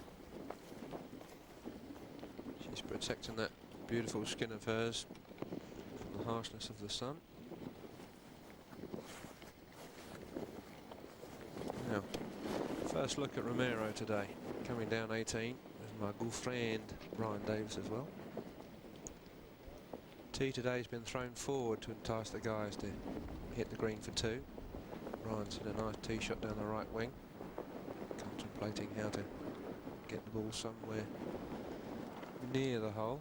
Flag's back left today, nasty spot. He'll be looking really to hit this in the middle of the green and accept a 40-foot eagle putt. He's a man who has very high expectations of himself. It seems a strange thing to say. I don't believe it's necessarily true of everyone. I think there are players out here who are happy just to realise their potential, which may not necessarily be all that great. But Brian, I think, really feels he should be one of the best. Yes, there's a little group of us. There's Van Phillips, Brian Davis and Steve Webster and myself. We kind of hang out together and we kind of try and egg each other on a little bit, which I think is important, you know. But the 3 lads have had a good start to the year so far. They're playing nice golf. Steve Linney third to the 12th, and you're talking about quite a lot of talent there. Steve Webster is another one who's an immensely talented player. Absolutely. No, the boys have got it. It's just a question of doing it. It's a murderous game. You know what it's like. I mean, I've been out here for 9 years now. I still haven't won a golf tournament. I haven't even come close to winning one really the last few years. And you just wonder, will it ever happen? And none of the 3 of us have won, or 4 of us have won yet.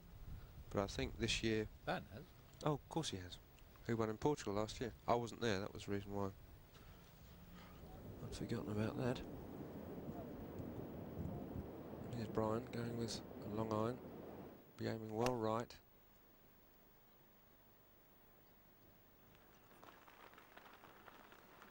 Oh. Might have got his feet wet. You see how far that moved in the air?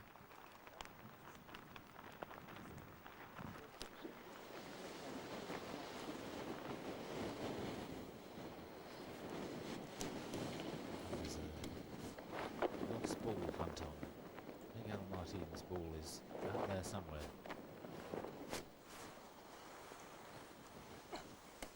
Van Phillips mucking in. Actually, I saw Van's final shot off the path only a few weeks ago. Now, what a shot He that was. bent it. Bent it round, yeah. Yeah. Final hole in Portugal last year. Off once now for birdie. So die away to the left.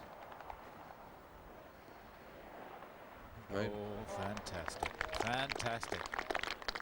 7 under, leader by 7. A strange putting style, Rolf, isn't he? He stands a long way from the ball. It's a bit like Justin Leonard. We made exactly the same comparison yesterday. Yeah. You wouldn't mind if you could putt half as well as Justin Leonard.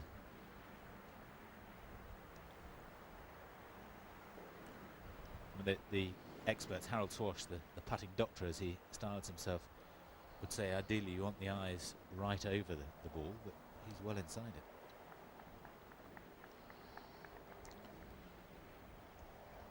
Important putt this for Stephen. He's really made a bit of a hash of this hole.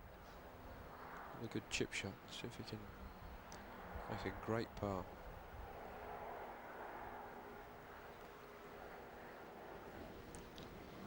Leaves Woodsy on his own in second spot.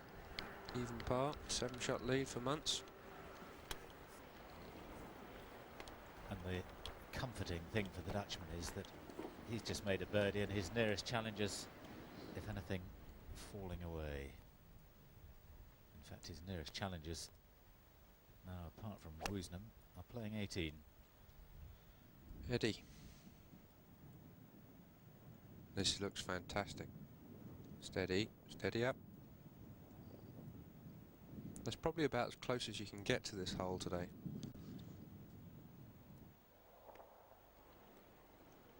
Lovely drive down the 14th from Woosnam.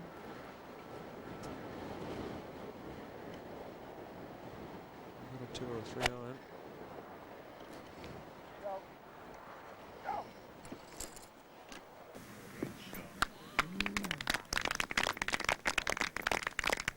Yeah, well, I think he deliberately played it a little bit short off the tee, being such a good long iron player. I just can't tell you how good a shot that is. He wants it. You can see he wants it. I think Rolf has done remarkably well. That birdie could be so important. 12. Ian Woosnam saying after his round yesterday that he'd love a wild card into Monty's team to play Seve's team in the new Seve Ballesteros Trophy on the old course at Sunningdale the week after the Masters, but he would like to know before going to Augusta whether he's required by the captain. We'd all like a wild card for that. Not putting any pressure on at all. Just maybe trying to influence the Scotsman. Yes, I think people are quite keen to get into that, aren't they? It's got the makings of being a really good event. Well, I think, you know, the way the Ryder Cup's set up now, trying to get into the Ryder Cup has become very difficult for a lot of us. The guys that aren't playing in the World Championship events, we've got a seriously hard task to get into the Ryder Cup nowadays. But at this team competition, this new team competition, the Seve Ballesteros Trophy, is something that's attainable. Matthias Kronberg there at 6 over after 12 is having a disappointing birthday. Out in 40, further bogeys at 10 and 12. McGinley for par.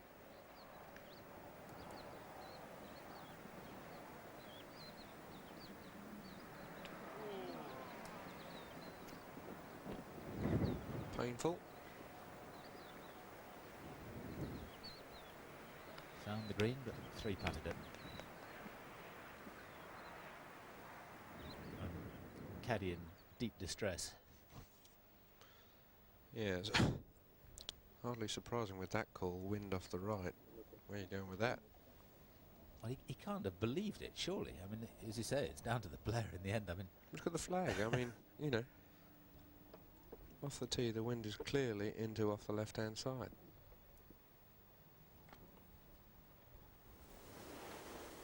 Yeah, Muntz, this is the what you can see. You've almost got to take it past that cactus right above his head there.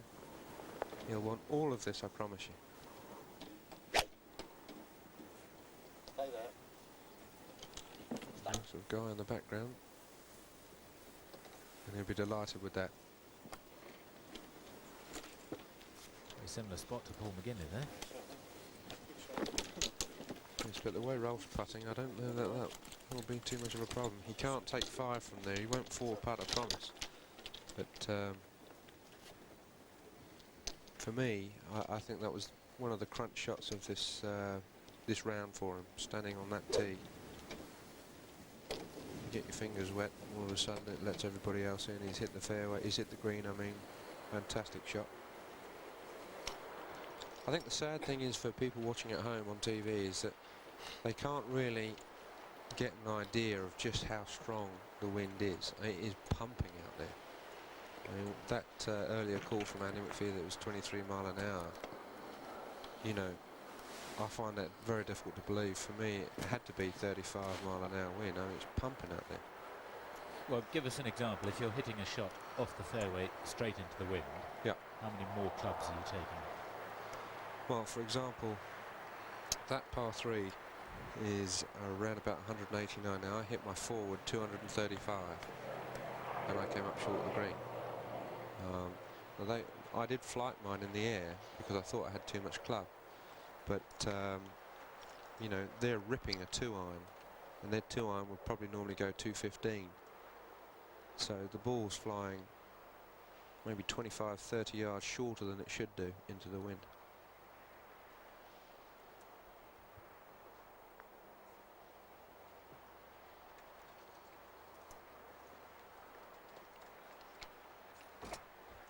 Pretty well judged. It's so difficult to know with the grain slope and wind just whether it's going to keep on rolling. Nothing really to stop it. And conversely, you know, downwind, when we eventually see some holes down like 15, it's like, I don't know, 460 yards, and I'm flicking a forward off the tee and an 8-iron second shot. I mean, 8-iron from 200 yards is crazy. Now, trust me, I will not be hanging around the locker room when Brian comes in, because he will not be a happy bunny. But that is a fantastic pitch shot. Yes, he'll have that one to rescue his par after putting his second in the water. Third shot for Romero on the same hole, 18. I'm not going to say anything just yet. But he normally plays these wonderfully well. Oh! I played with him for the first 3 days, and his chipping has been absolutely magnificent. Gave that one a try. If it had knocked that in, you know, it would have taken him to 1 under for the tournament. Would have been a great score to post. As it is, he has a tricky 6-7 footer to get back to even. And I think probably like so many players of his vintage in particular, maybe that's the one department of the game where he's struggled a little in recent times. Interesting to know how many Martin has taken here. Ryan currently in 3rd position. Uzi, can he get back that shot that he dropped at 13? Could you please ask those gentlemen to move?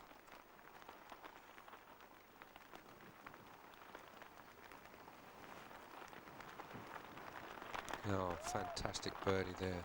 Crikey, it's like an eagle.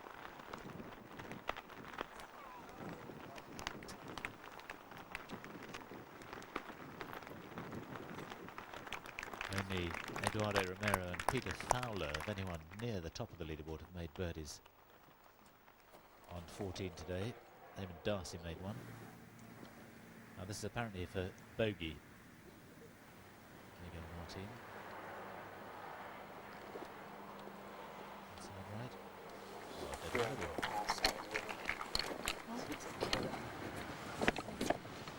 In fact, it wasn't. It was apparently double bogey. No wonder the shake of the head.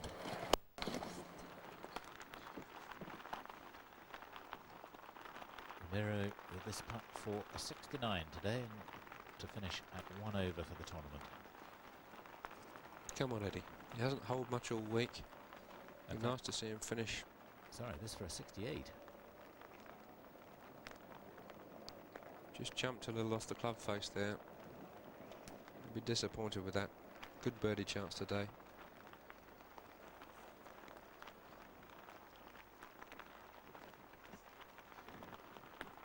Wonder if we'll get to see Brian Davis.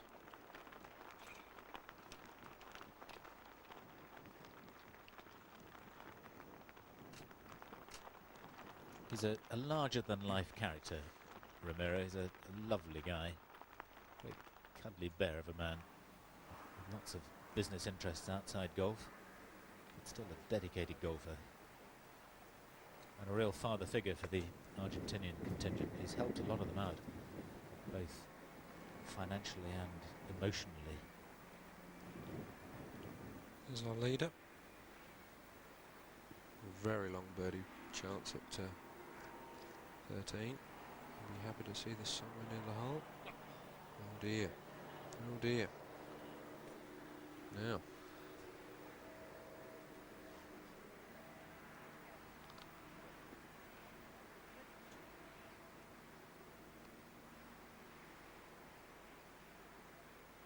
Swings and roundabouts with Ruslan making birdie. There could be a two-shot swing here.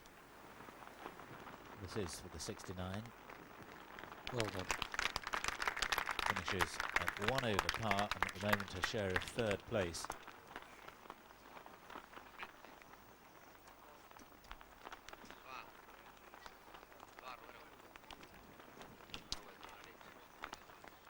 And just before that, Brian Davis had this one for par.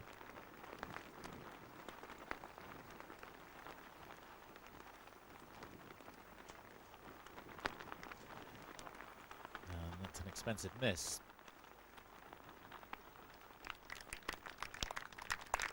After a really good run, that's an irritating bogey to finish. On a 72 over.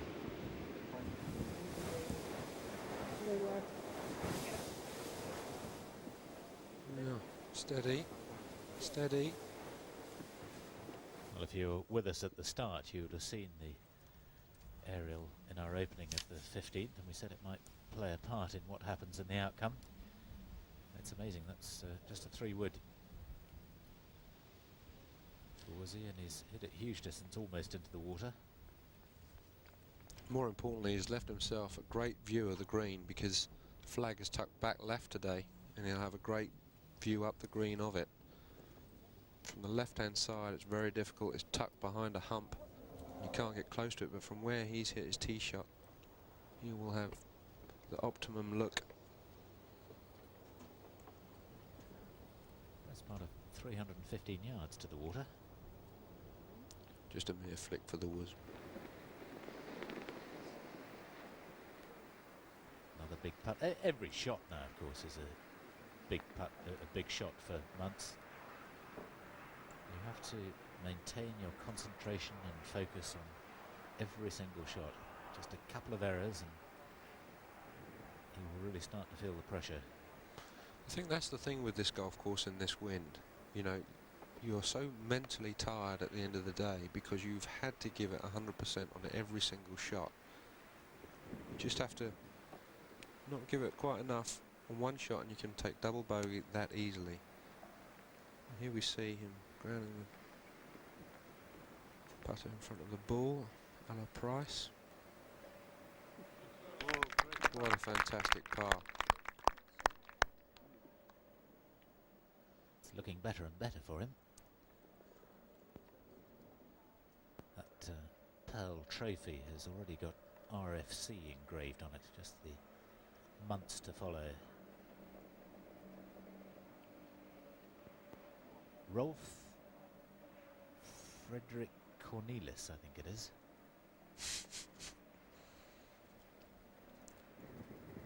I don't know if his father was a keen aviator.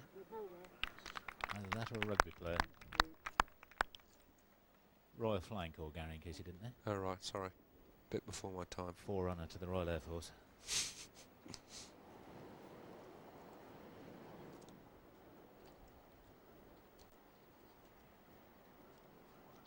So we have Romero leader in the clubhouse at 1 over par. Ryan Davis, a fine round of 70 at 2 over. And Brian will be pleased with his week's work. He'll probably be flying back to Florida tonight. Yes, he is. I know. Well, I don't know about tonight. He's certainly going back there this week, and I think unfortunately his coach is away this week, so he's going to have to work on his own. Steve Webster, Andrew Butterfield going along nicely, and Ian Poulter. What a great start he's had to his professional career on the European Tour after qualifying in 23rd place at the Tour School last year. He's made the cut in all 5 tournaments that he's played so far, won £17,000, best of 18th in Portugal. Driven it particularly well this week. He's hit 83% of fairways prior to the final round. This is the 3rd shot of Paul McGinley, coming up well short. 14th. You can see very clearly here, Paul's hit the green at 13. He's 3-putted drop shot. He's hit a slightly poor approach here and an awkward lie in the rough. There goes another shot. You can see how easy you can fritter them away. You don't have to play badly to drop a shot. Here we are at 15. You can see the flag is tucked just left of the TV tower there on the left side. Very, very difficult to get anywhere near this from this angle. Like he hit about an 8 or a 9 iron. Just trying to... He probably thought that was going to hit hard and release. But you can see the bump just left of the flag. Woozie's looking straight down the green.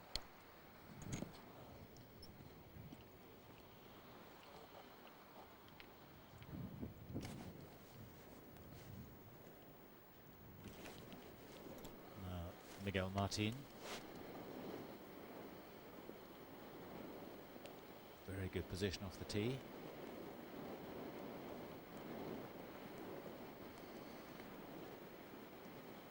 That very characteristic left foot turn right out a la Ben Hogan. Oh, lost his balance. Oh, he's got away with it. Has he ever?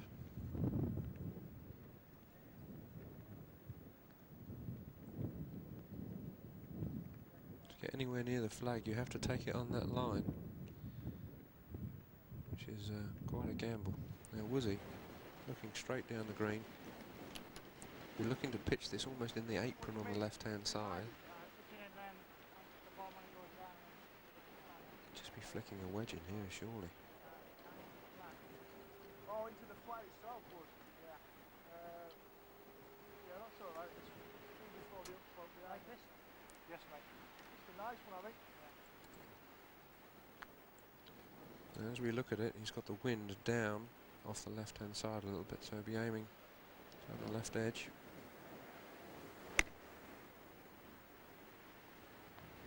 Appeared to start that pretty much straight at it. Go on, release. That must have looked fantastic to him. Absolutely. So unlucky there.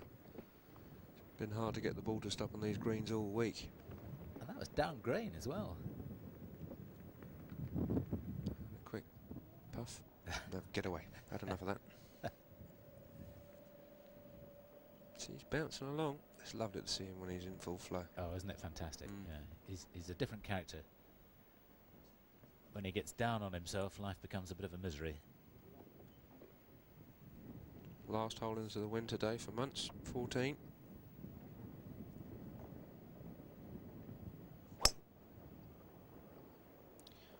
Looks like another flush. I think that's fine. I think. Yeah, I think that's on the fairway.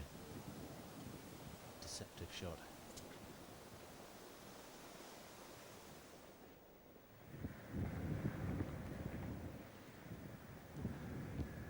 McGinley, who was looking less than grumpled after his third shot, now has got this one for a par. Oh, can you believe it?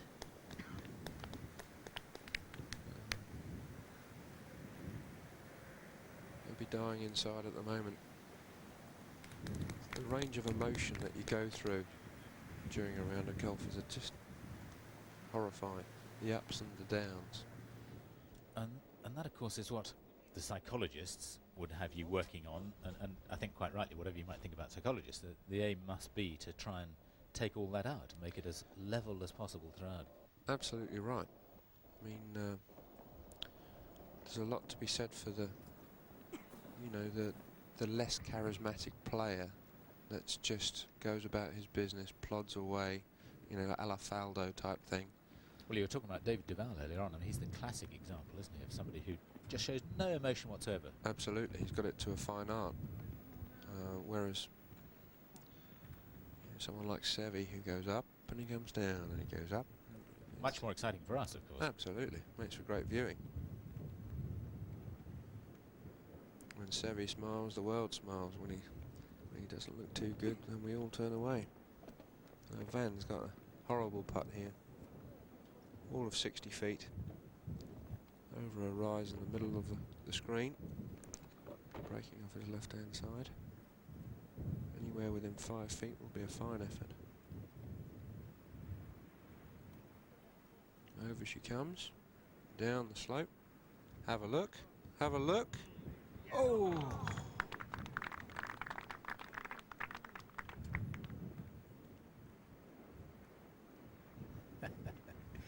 Go on, Vanning, have a little smile about that one.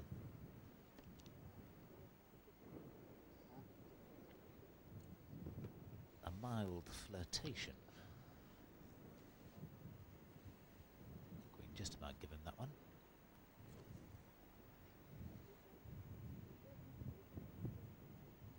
Well, it's nice to see him smiling.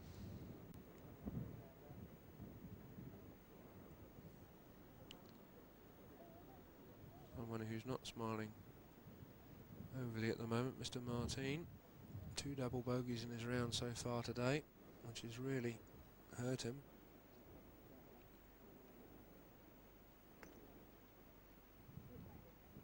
Just waiting for the guys to tee off at 16 at the moment. 16th tee right by the green on an elevated piece of ground.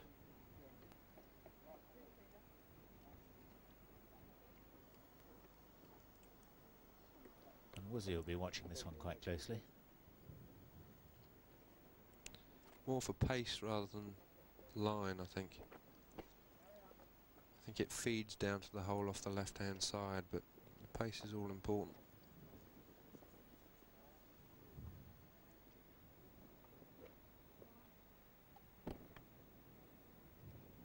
Three-time winner, Miguel Martin. First time in '92 in the French Open, then Heineken Classic in '97. The year when it looked as though he was going to qualify quite comfortably for the Ryder Cup, and then of course all the debacle with the damaged wrist. And then he won the Moroccan Open last year in that playoff against David Park. Tied 17th last week.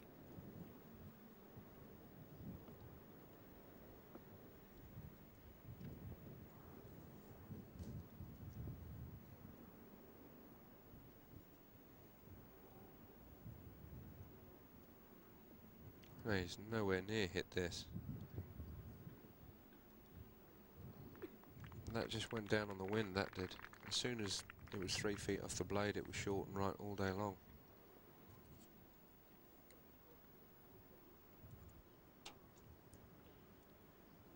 With that wind blowing off your left-hand side and down, it really does pick the ball up and throws it an extra 3 or 4 feet further than you think. And you can see the 2 double bogeys. 7 and 14. Thank God there's not a 21st hole here. It's supposed to be a lucky sequence.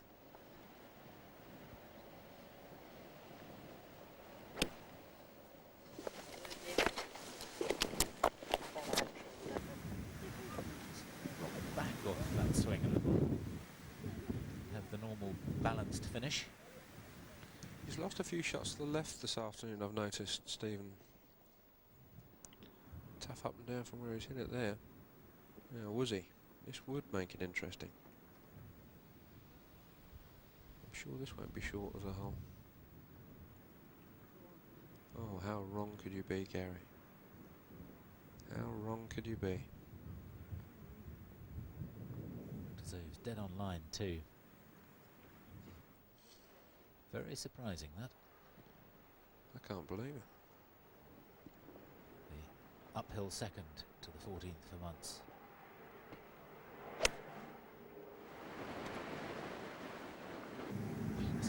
Punch shot. Done it pretty well again. He's doing all the right things. He's just putting the ball in the middle of the green, relying on his putting, which has been excellent all week. Oh, his 2-putt at the last was sensational. Oh, phenomenal.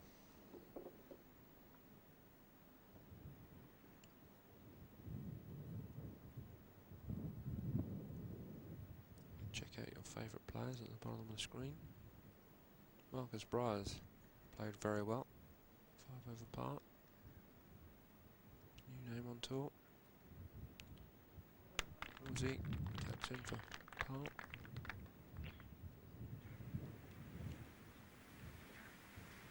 The Darcy at 7 over. Is that quite crept into the top 20? It's got to be around about 20th.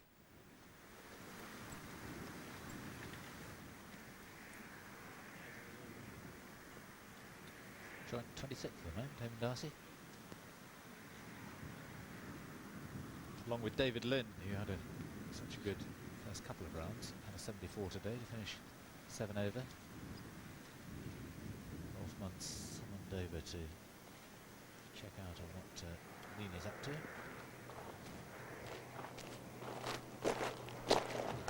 Andy McPhee as well.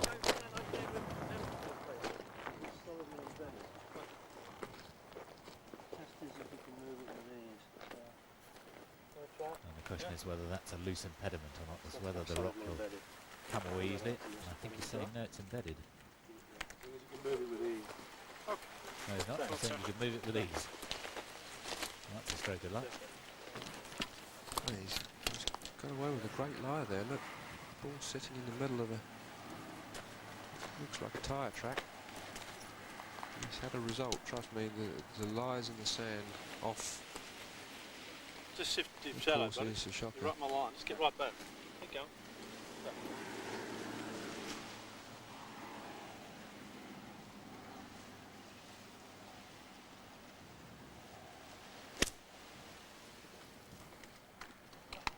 Oh, what a phenomenal goal shot. Played it just like a bunker shot, about 25 yards.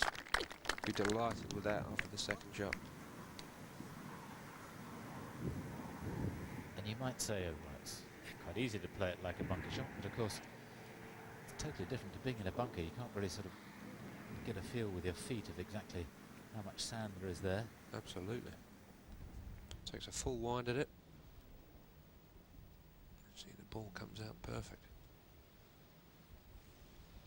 He's smiling because he knows how tough that shot actually was.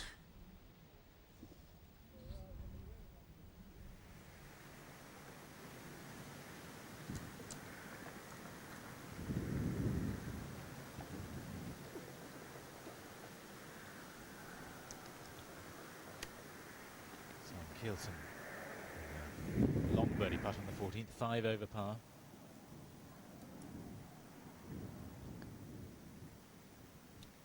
Yet to make a birdie today, leaving the pin in. As of course course he's entitled to do from off the green. Very good effort.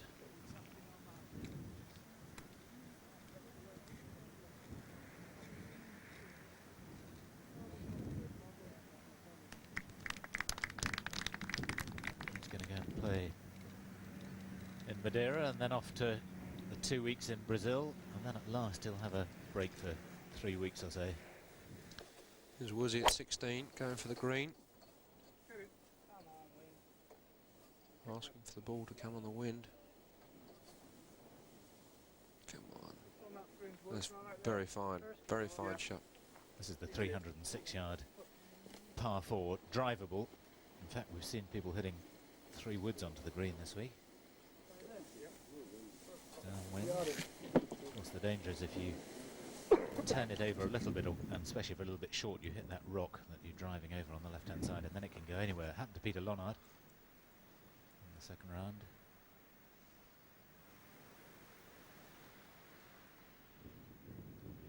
Rolf Muntz with, well, 2 putts would keep him very happy. 1 would be brilliant for a birdie.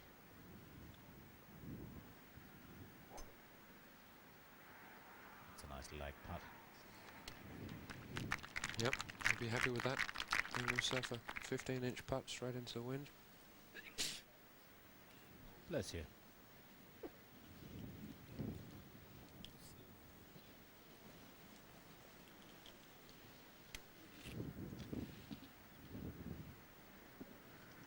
Hope he's taking plenty of liquid on board. It looks as though he's got a little bit of salt deposit around his lips. He's probably licking his lips trying to think of what it's going to be like to lift that trophy. That's the worst thought to have, isn't it? Try not having it. Don't start composing the winner's speech until he putted out at 18.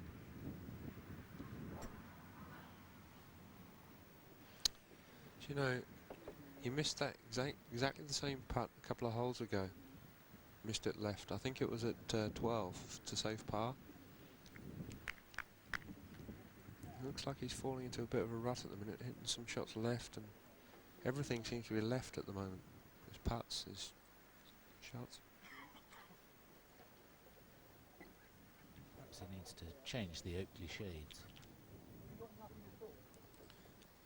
It's certainly not a fashion accessory, it's more a necessity out here. I played in this week. Fantastic to play in, don't even know that you've got them on. Well done, good par 4. And they do actually, they're more than just cut out the glare. They do help to see the little bumps and undulations. They're fantastic because, you know, I mean, I've got blue eyes, and out here it's so bright. I mean, you're squinting terribly. If you haven't got glasses on, it is actually quite a strain. And they ease your eyes big time. And as I say, once you've got them on, 5 minutes after you put them on, you don't even know you're wearing them. I think that's Henry the duck and his companion. Henrietta. Nice little twosome. Here we go, looking at 15 again. You see that solitary rock on the right hand side. That's about 230 off the tee. Trying to clear that with a forward or so. Very picturesque hole. It's quite daunting to the amateur, especially for the second shot.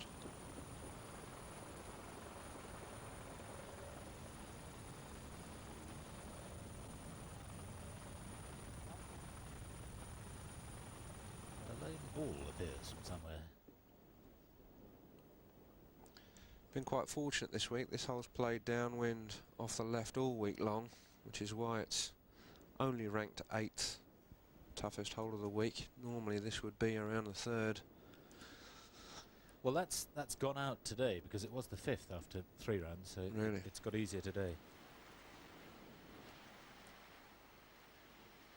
Just sticking out of Muntz's head there, the new Ritz-Carlton Hotel going up in the background. Now here's a very wise move from Rolf. Just trying to put the ball in the fairway, not trying to do anything clever. 3 iron. Did the same thing yesterday. played up quite a long way back. Yeah, see, it's perfect. How far has he hit that? Actually, he's got a lot further today. That's huge. Oh, I do believe that's something called adrenaline. That's huge. Just a 300-yard 3-iron.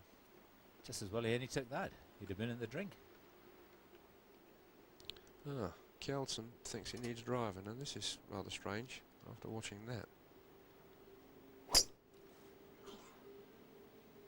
Looked like it might have been a bit right. Just cleared the rocks, getting awfully close to the water. Just as well that was in the rough, I think. Can't quite understand why he had a wood in his hand after watching Muntz pump it down there.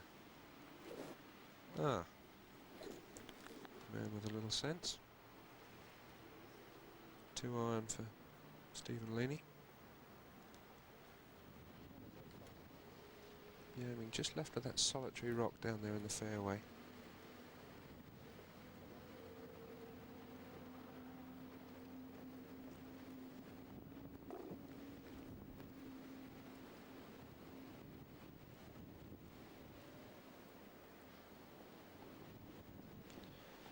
Just for the knowledge of you other Australians out there watching, Peter Fowler has managed to birdie 16 to get to 2 over for the tournament, lying 4th. Nice to see him back in play. And he's put it in the middle of the fairway. Leaney was telling the press after his round yesterday, I didn't realise this, that he missed a few tournaments after playing the Greg Norman International.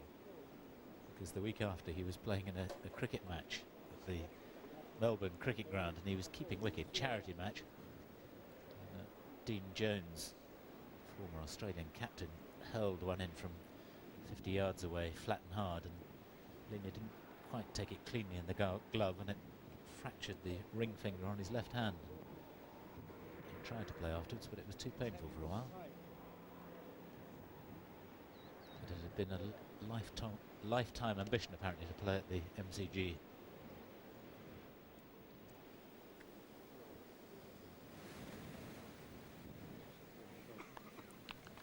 14, second shot into 16. Pretty good chip out of the nasty rough. Now, Wizzy's got a short little chip here, and I guarantee you he will be thinking about trying to put this in. This would be for eagle, and would take him to 3 under par.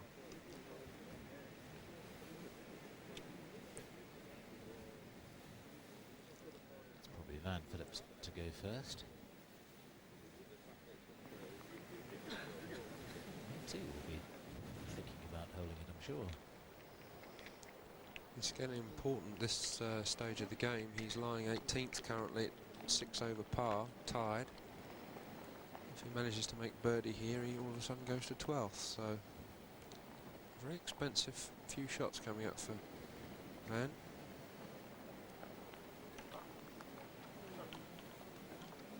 Much more difficult shot, of course, for him coming out of the rough, whereas Wizzy's got a nice lie. The horrible thing for Van is he's hit that drive and it's right down the flag, and he's probably thinking, crikey, this is going to be close. Get round the rock and find your short in the rough. Very disappointing.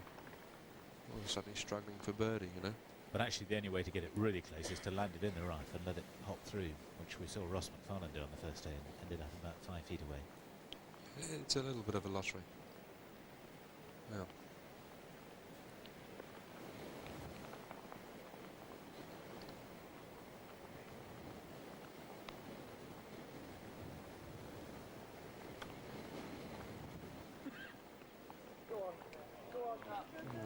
I think he had that on line. Seemed a little bit tentative, was he? It's been a while since he's been in a position to win, and he just looks a little bit wary. Shouldn't be worried about losing second spot. He's 2 shots clear of third spot, which is Eduardo Romero at the moment in the clubhouse at 1 over for the tournament. Yeah, that's a couple of holes where he's come up short, where really you'd think he'd be running it at least 2 or 3 feet past.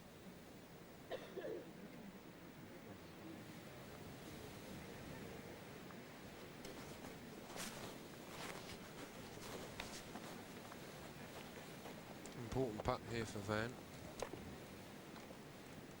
If he can finish birdie, par birdie, all of a sudden he's looking at just about 10th or 11th spot. At the moment he's 19th, so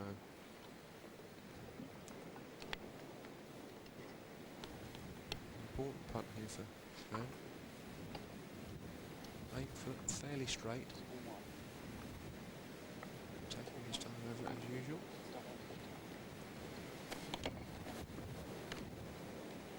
Oh! Yet again, the wind strikes.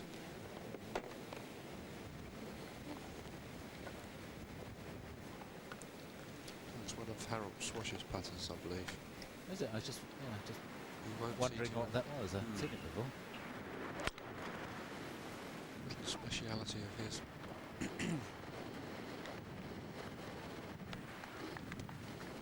Pretty good shot there from Stephen. See the ball releasing up the green.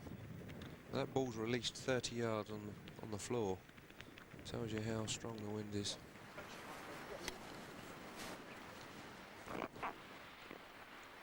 You might think that this is relatively straightforward, but people have had so much trouble, even from this great position, really getting the ball close. If you get a bit too far and it releases and goes through the back of the green, the last thing you'd want to do.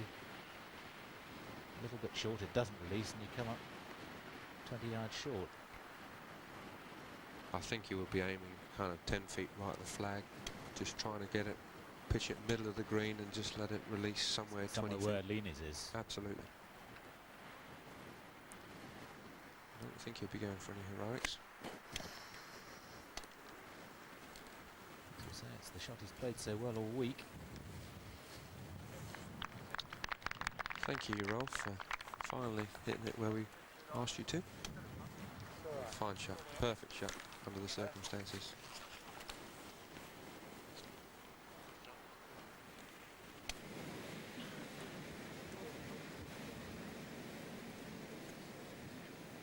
So still a birdie putt, of course, for Woosnam on the reachable par 4.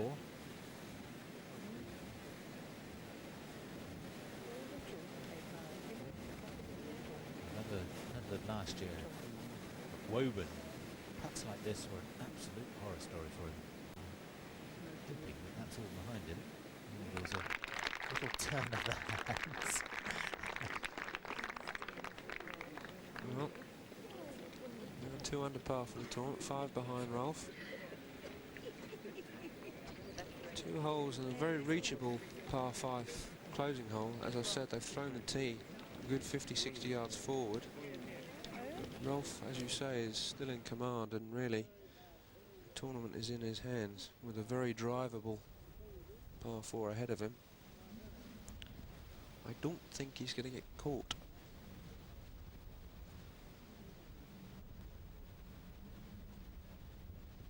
Eduardo Ramirez still the clubhouse leader after his excellent 69. Coming back in 33. 3 birdies, no drop shots. And that is great golf in these conditions by anyone's standards. See, Steve Webster's managed to get back with a birdie at the 18th.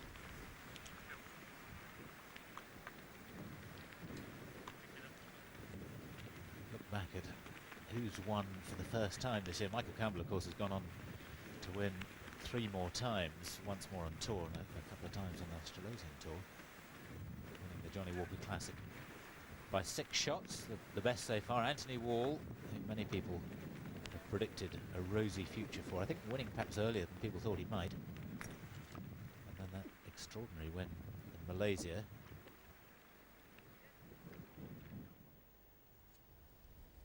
Can Rolf Muntz become the first Dutchman to win on the European Tour?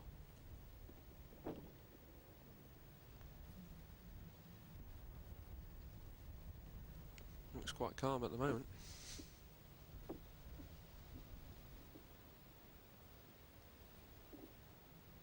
As you say, I think now that he's got round the corner, so to speak, I would think he's feeling quietly confident.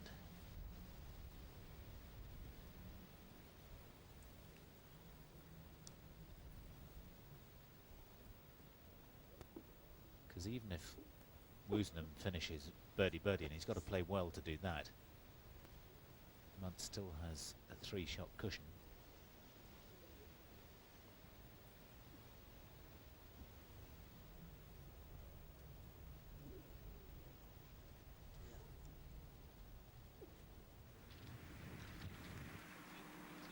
Rolf Muntz missed the cut 4 times in a row in the first 4 tournaments he played in South Africa and Australia. Made it to the weekend finish in a tie for 46 last week in Dubai.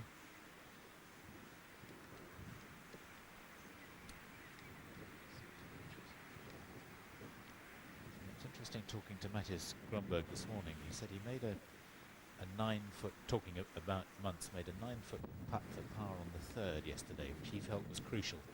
He'd missed that. It might not have been quite the same round, but that seemed to give him the confidence, and he kept going. Went out in 32. Finished with a 6-7. You often feel that there are certain points in a round where the ebb and flow of things, you know, are crucial.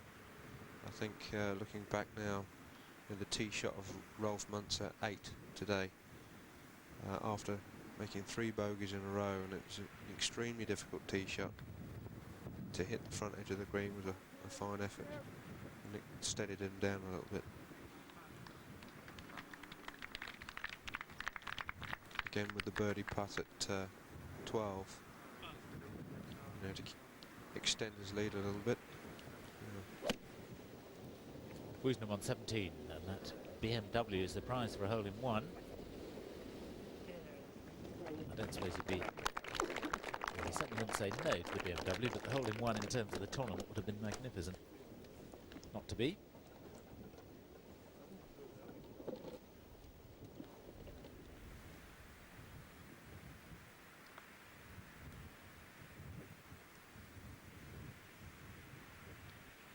Want to be rushing this one.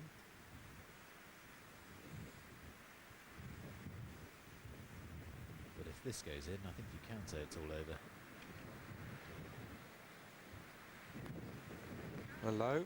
Hello? Oh. You can't believe it. Nor can we.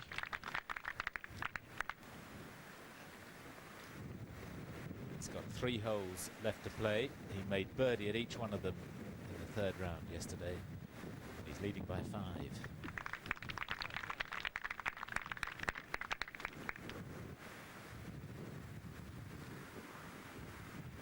This looked pretty good from the moment it left the putter face.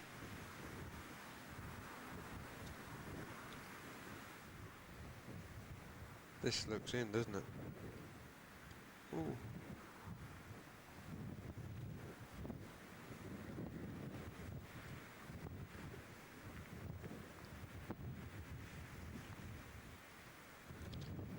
Stephen Leaney for birdie. Hello. I'll tell you what, I'm sure these golf balls they're using are afraid of the dark, because you don't see many of them going down, do you? Slipping around the hole. There are days when they do and days when they don't.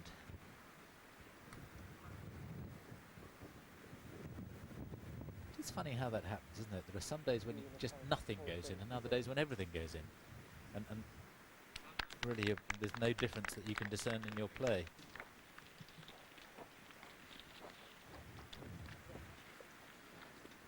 It's the difference between 70 and 64, I suppose. Yes. Don't you wish you could find out what that little secret is? Here's a view of 16 now. Elevated tee. The water isn't in play at all here, this is just aesthetics. You can see the fairway in front of you, and last year the wind wasn't where it is down, and a lot of players were hitting a 4 and a 5 iron and flipping a wedge over the rock there.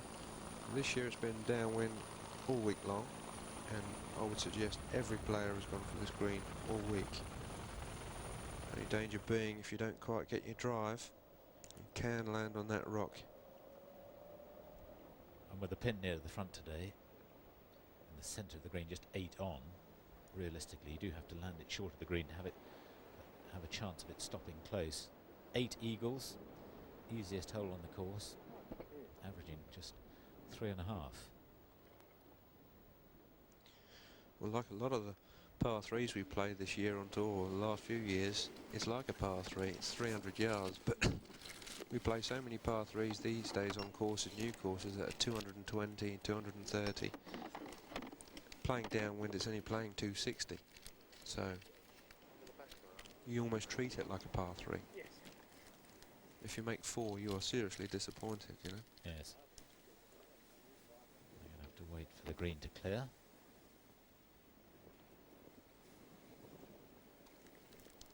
Which actually is, although he's looking very cool, calm and collected, not what you want to be doing at this stage. He's, I'm sure, quite keen to get on with it.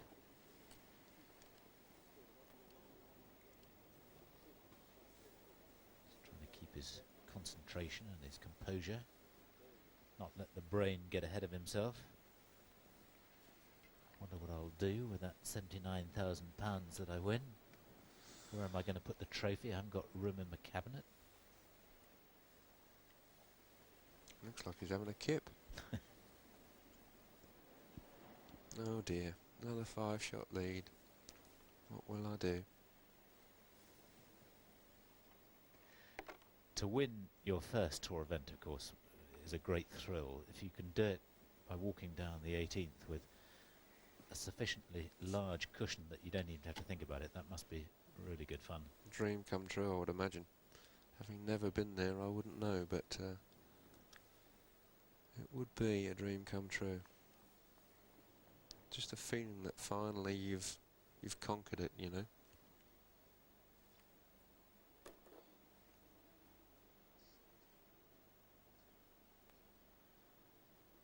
Keep thinking about it, Rolf.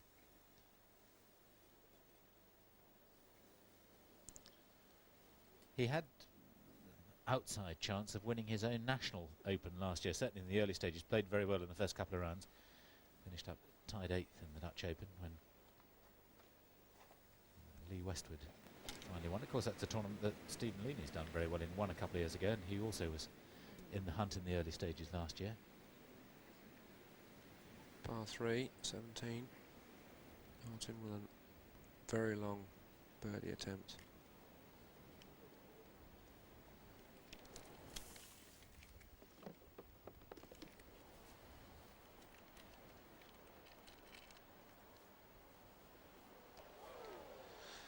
Said hello to the hole as it went past.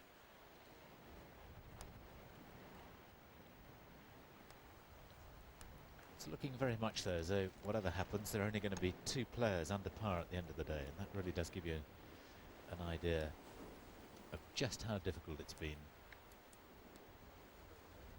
The bottom end of the field, got 5 players at 16 over. Simon Hurley, Andre Bossert, Stephen Field, 78 he had today, and Bradley Dredge, who had an 83 today.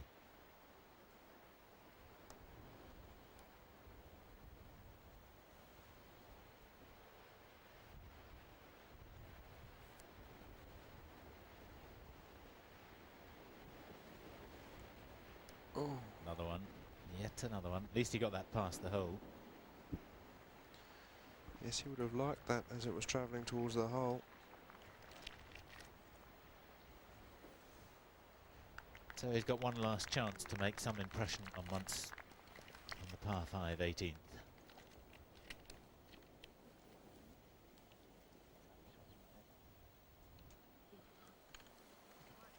Fine effort from Woosie today, 3 under par for the day. Just about the only player that's really sort of made an attempt at trying to catch Rolf.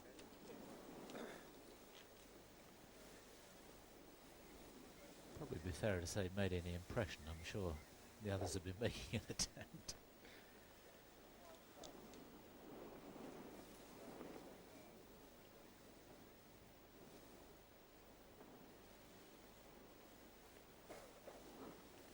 Nice and smooth now. Looks like he's got a 3-wood here.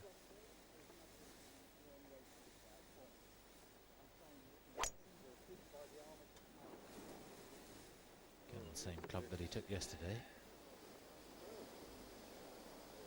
That's the problem, you see. If you pitch on the green, straight through the back. Did well though after a long wait, put a nice swing on it. Did as best as he could really under the circumstances. 3-wood, an awful long way this for 3-wood. Shows you how good he feels. Very high finish.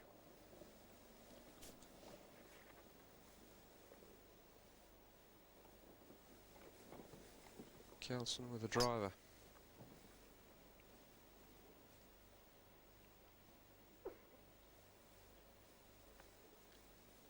There you see Kelson just landed in the soft stuff just short of the green, just killed it a bit.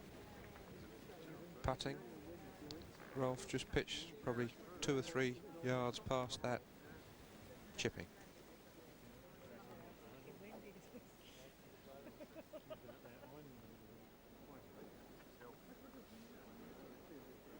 An almost Furyk-like move there from Stephen Leaney. He hiked up his trousers.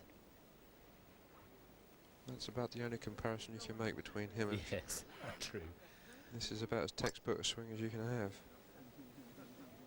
He looks left again, I think. Yep. I'd like to see his swing again, see if we could see what was going on.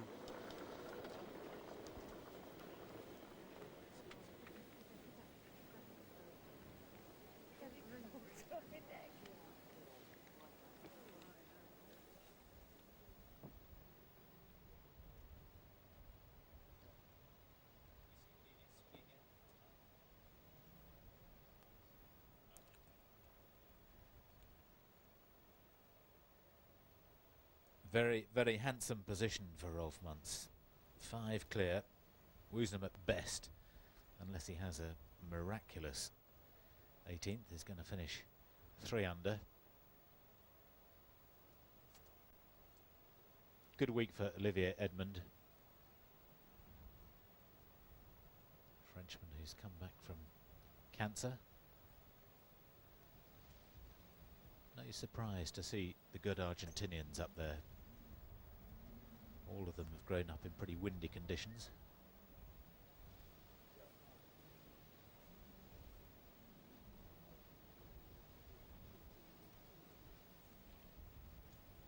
There's Gary Murphy.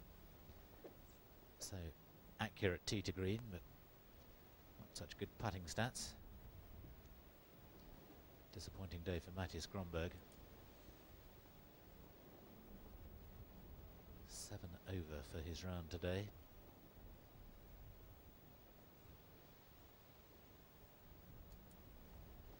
Roger Winchester made a pretty good start to his round. 2 birdies in the first 3 holes, ended up with a 75.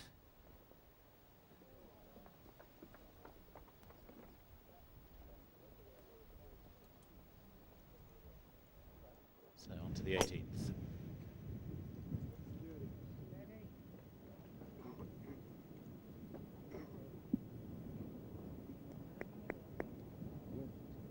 Did that stay up in the air long enough, do you think?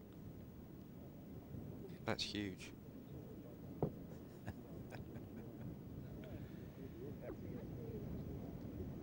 this is almost certainly going to be Ian Woosnam's best finish since he lost a 3-way playoff in the Linda German Masters last year. 4 top 10 finishes last year, one of them here in Qatar, and he was tied 8th.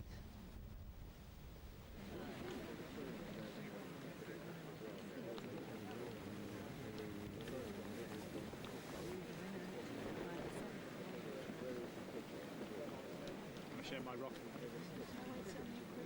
So, Greg Harrington and Sergio Garcia, of course, the other 2 in the German Masters playoff. Garcia eventually winning that one. Do you remember that? It was a gripping finish, wasn't it? Didn't see it. I was on my way to the airport at the time, unfortunately. One of the most annoying things about actually partaking is that you never actually get to watch any of the golf. You know, you never see any of the coverage. Yeah. You might pick up some highlights if you're lucky when you get home, but very rarely you actually get to watch it.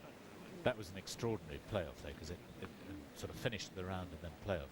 It was swinging backwards and forwards. 1 minute it was going to be Harrington, and then Woosnam, and then Garcia. Very exciting.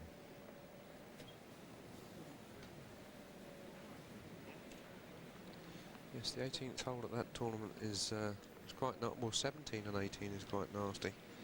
Anything can happen at that hole. A lot of water in play there.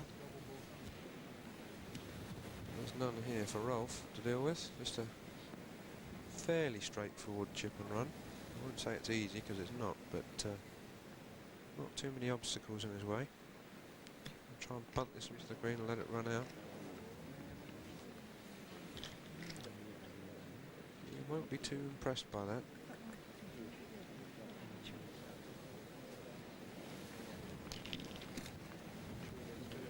And although a 4 will be a shot lost to much of the field, it's not a shot dropped to par.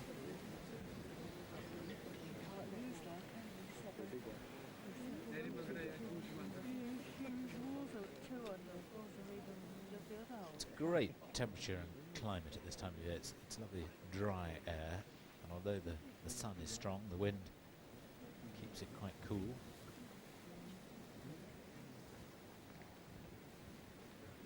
Degrees, something like that. Lini for eagle. Gorgeous. That was in the jaws as well. Well, I said the other scores down at the bottom end. Tony Johnston had a 78 today to finish at 14 over. Ross McFarlane, who was in here helping with the commentary yesterday, 75, 13 over. Philip Walton, 73. Good score today, but finishes at 13 over.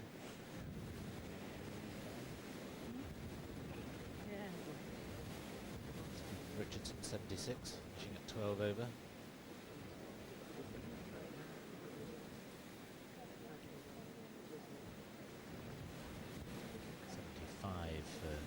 Gary Evans, who's been kind enough to sit here with me all afternoon, finishing in a tie for 59th place at the moment at 12 over. That'll be about £4.50 for me going home then. I suppose you'll be in profit this week, not very much. Definitely not.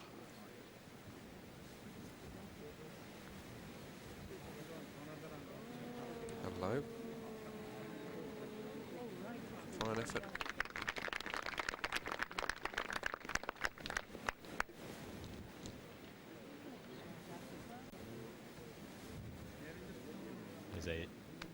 Caceres had a wonderful week last week in Dubai, and he's had another very good week in the sun and the desert. Nice finish on 18. It's been a profitable couple of weeks. Very genteel man, Jose Caceres. Very much Argentinian. I mean, it's kind of part of their culture, isn't it? They're all very calm, nice people, very humble. Yeah, delightful. And a lovely country to visit, I believe. I've never been there, but if Ramiro is to be believed, great place to go. And that was a useful birdie to finish with for Caceres. Moves him into joint 7th at 3 over. Birdie putt for Rolf once.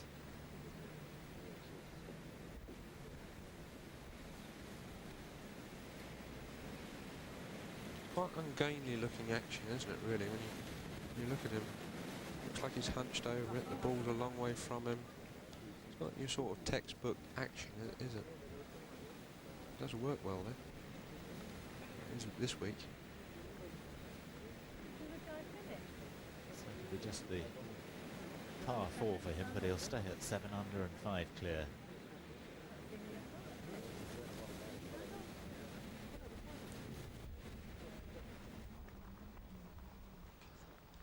Mummy would be happy with this.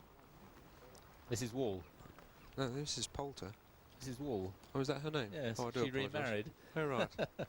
And we know that because she rang in to Sky after, was it last week? I'm not sure. Might have been This week she rang up. It was this week, was it? Saying, my son's doing well, why aren't we seeing more of him? And they were calling her Mrs. P, and she's actually Mrs. Wall, but not Anthony's mother. She'll be happy to see her son hopefully finishing off in style on the last.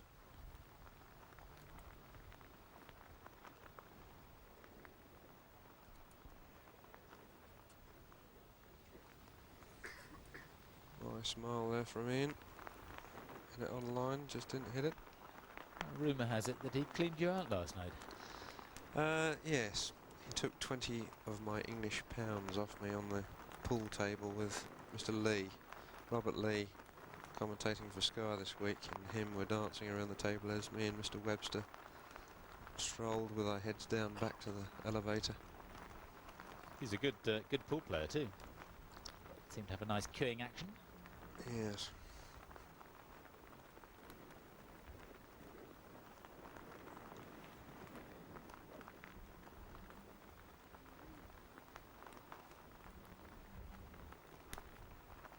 Snooker balls aren't there anything you can pop well.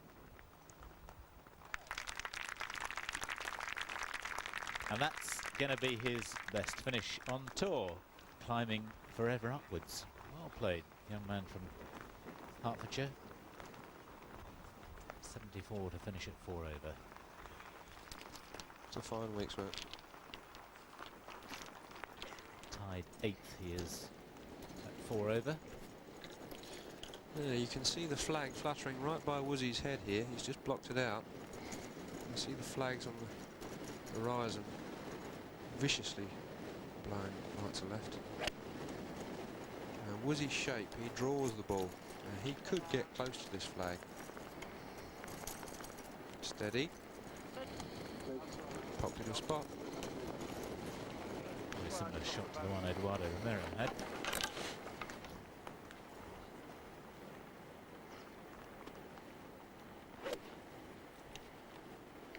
Stephen Leaney tapped in for his birdie at 16 to go to 1 over. So the last group onto the 17th. Here we go, short 17th, elevated tee, elevated green. Water's not really in play, but today they've got the pin almost where that gentleman is in white on your screen there, front left-hand side, wind hard off the left, slightly with, playing about a 9-iron.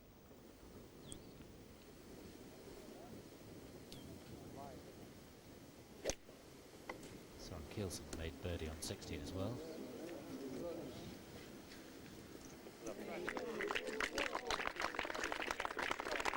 The last chance for somebody to win that BMW. Amazing last year. Romero nabbed it quite early on, and then Patrick Sherlin followed him in. Got nothing for his pains. Yeah, beautiful looking car that. Do you think so?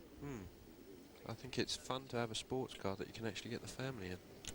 I've been rather rude about it this week, I must admit. I'm not saying that I wouldn't like it, but I think it was a car that's designed to be a roadster, and they've converted it into a coupe, and it looks a bit like a dragster. But don't you think the old Scimitar wasn't Yeah, it was too dissimilar? Yeah. But I don't think that was a particularly beautiful car either. It was a fun car. Trust me, you'd have plenty of fun in it if you owned one. I'm a Saab man myself. I'm an anything that gets me from A to B man. Are you? You're not keen on cars? I love cars, but it's pointless loving them when you can't afford them.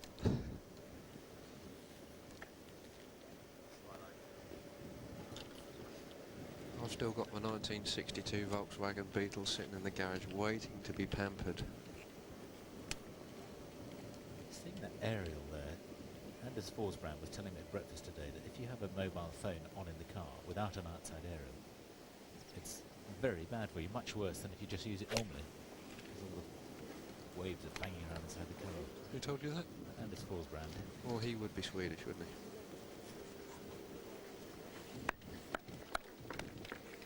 Good solid shot from Leaney. Putting. That's comfortable, Rob. Nice rhythm. Muntz would take either of those.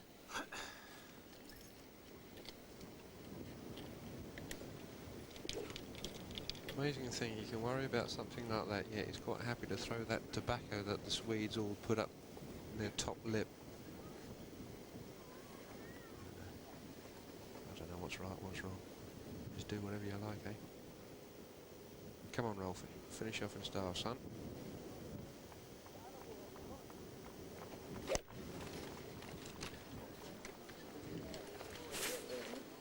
Slowing it down. Oh, it's nearly holed it. That must have been close to landing in the hole. It's a piece of cake, this 5-shot lead business. Oh, he's getting very close now to his debut win. Excitement mounting inside him, I'm sure. No obvious sign from the outside.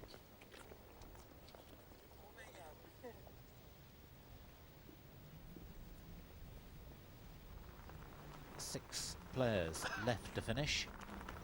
Bit of a gap actually between the penultimate group and the last one. No great surprise about that. And all three players just around the green. Van Phillips to go first. Chipping for eagle.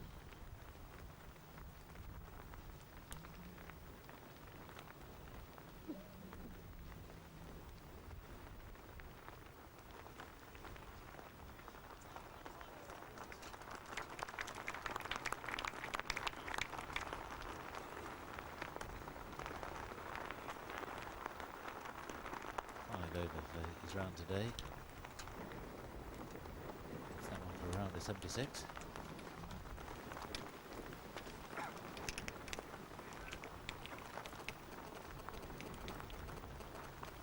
And actually, for quite a decent move, it would move him from a share of 19th to a share of 15th. Well, even should he chip this in and go to 4 under. I think it's too late. It's amazing to see the wind blow that right. Can you see that? It just caught a little bit of air. That's what I was saying to you earlier, isn't it? I mean, even the low chip catches the wind. Frightening.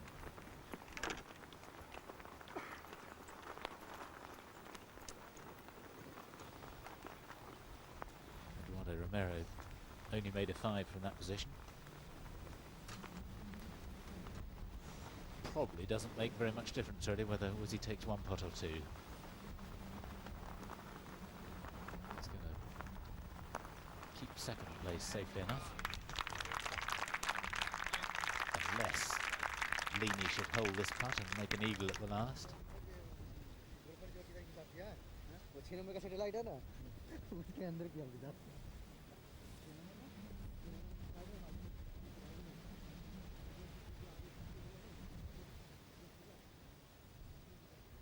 Another man who's had his birthday this week. He was 31 on Friday.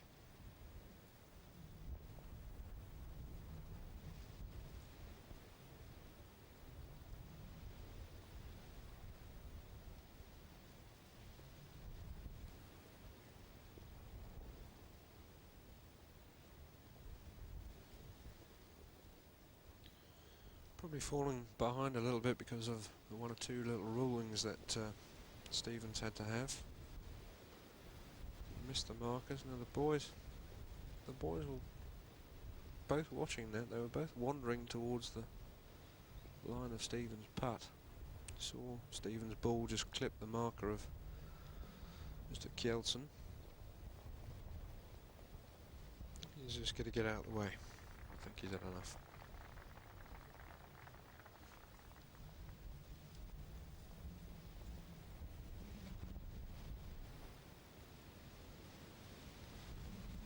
One of the few players to use a traditional bullseye putter, one that made famous by the likes of Mark McNulty.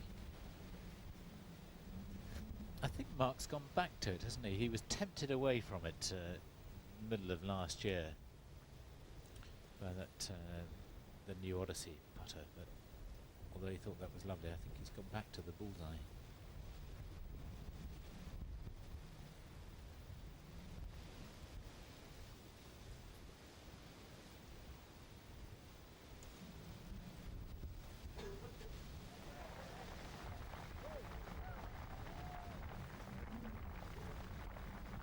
This has been a gutsy final round from Rolf Muntz, particularly after that run of 3 bogeys from the 5th.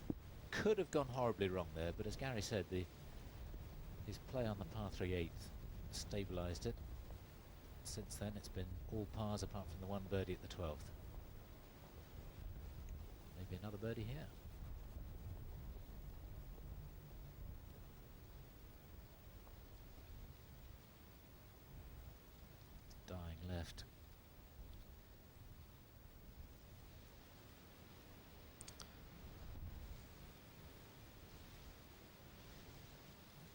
Surprising he didn't just borrow a little bit more than that, having seen the way that Lini's fell away at the end. He's done magnificently well, I think. Back nine, he's played really, really well. See if my compatriots Van can finish off with a birdie. This would be worth a nice few pounds to Mr. Phillips.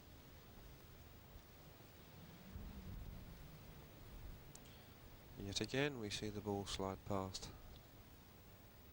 19th place for Van, +6.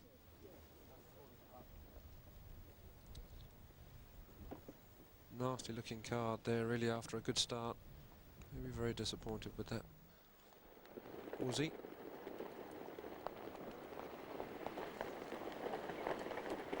And this for his best finish since the German Masters last year. With a birdie, beautifully done. 35 out, 33 back, just the one bogey at the 13th. And great to see, and I would guess that he would certainly be at the forefront of Colin Montgomery's mind as a wild card pick for that Seve Ballesteros trophy. And who knows, if he can keep this sort of form going, maybe he might have a little run at another green jacket. Those slippery greens at Augusta are something else. That's a phenomenal score, 68 today. I think there's only been, I mean, Romero shot 69 and a couple of 70s, I think there have been. Oh, nice putt for Kielsen, having had the advantage of seeing the two before on a very similar line. Kielsen's making a run for a top 10 finish, which give him some confidence. Here we go into 18, last hole of the tournament. Now you can see the back tee there, where the boards are. Now today we're actually off the front tee, the one in the middle of your picture. From there, aiming down the right-hand side of the fairway, wind hard off the right, avoiding the lateral hazard on the left. It's all lateral, all that rocking. Driving to about here, and then you have a second shot. You can take on the green, as quite a lot of the guys have done so today. Quite a nasty approach. You've got to get the ball up in the air. The flag's back left-hand side. You really want to land your ball about where the flag is on this picture. And just to finish the point that Gary was making, the trophy that Rolf Muntz is about to claim. The only round subpar today, Woosnam with a 68, Romero 69, Barry Lane and Brian Davis 70s, and a 71 from the Swede, Richard Johnson. Great looking trophy that. You wouldn't mind having that in your cabinet at home? If only.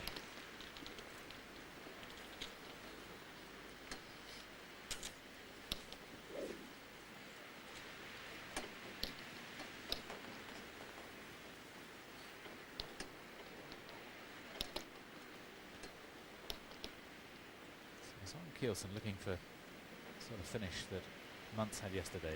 Birdies at 16 and 17. That was a good looking swing there he put on that. Very compact. Nice rhythm. A1.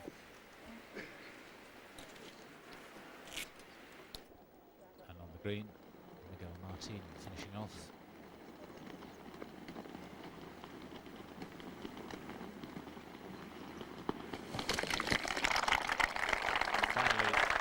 Birdie to finish with a 74,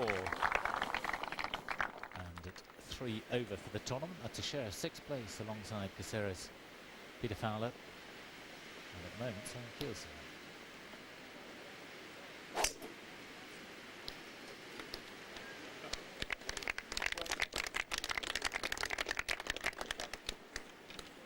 Got on to really scamper along. Fine tee shot that from Stephen. Uzi just giving the press a few snippets. Rear view of Louis Maire, the Daily Telegraph golf correspondent. He was a pretty good amateur golfer in her day. I think she was down to about a 2 handicap.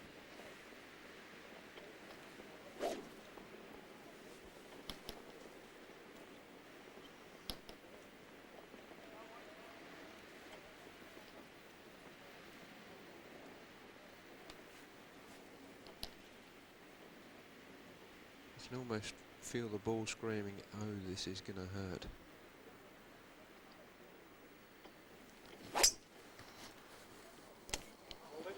Just a little left, I think.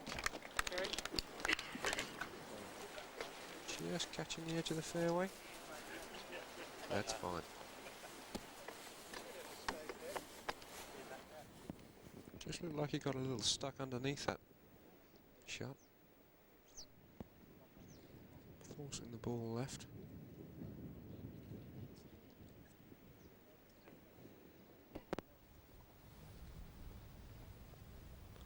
Ninth hole is adjoining on the left-hand side. Wonderful sight coming up the last hole. We were being a little bit previous as the penultimate group, of course, who we haven't seen for a while and almost completely forgotten about because they've really dropped out of contention. Søren Hansen with his third shot to the par 5. He's 3 over today, 4 over for the tournament.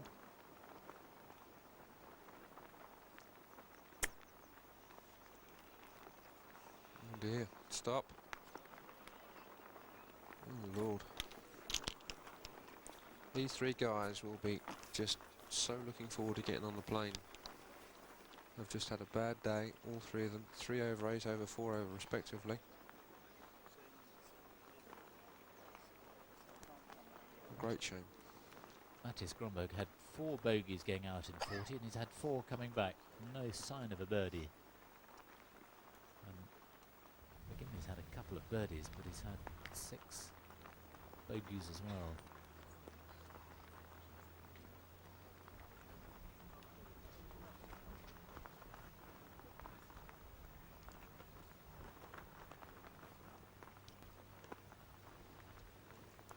This really has been a masterful performance by Rolf Muntz this week. 7 under. Currently, I mean, it really is. He really has wiped the floor with everyone. He's stood there under pressure and performed admirably.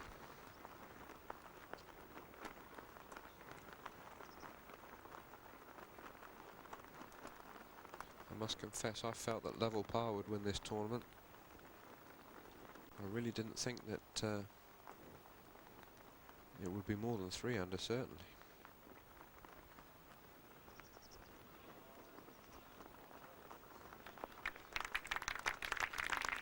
Yes, looking for a birdie at the last to try and ease the pain.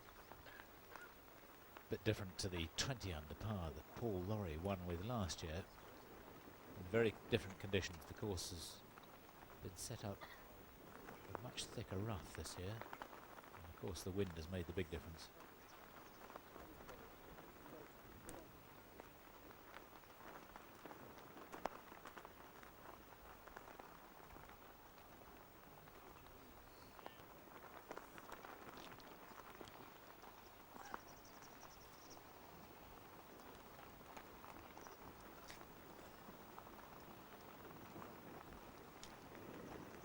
Søren Hansen, who came through the Challenge Tour in 1998, finished 112th in the order of merit last year.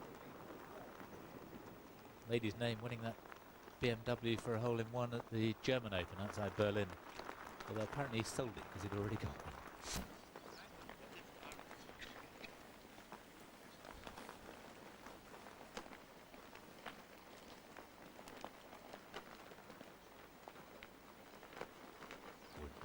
Very nice for him to finish with a birdie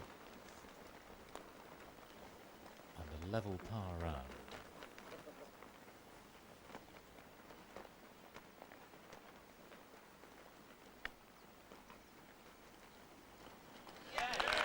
Beautifully done. Rolf Muntz, the master of Qatar.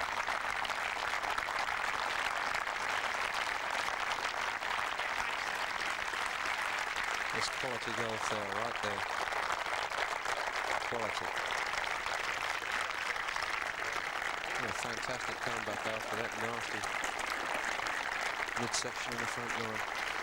He started the day with a 6-shot lead. He finishes it with victory by 5 from Ian Woosnam. wasn't always that easy.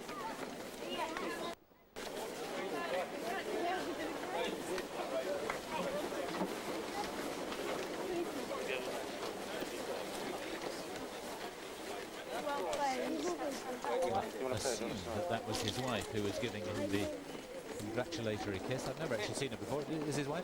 Yes. Well, there we are. Yet another sixth first-time winner this year, and it's happening every season now on the European Tour. The early part of the season, particularly, we're getting first-time winner after first-time winner. I think there were something like a dozen first-time winners last year. I just hope that I'm one of them this year, eh? Good luck, Gary. You deserve it. Most grateful to Gary Evans for coming in and giving us the benefit of his wisdom this afternoon. And while we wait for the presentation ceremony, we'll have a look through what everybody has done today. This is the way it's finished. Munts by 5. He and Woosnam, the only two to finish under par. Lenian Romero tied for third place.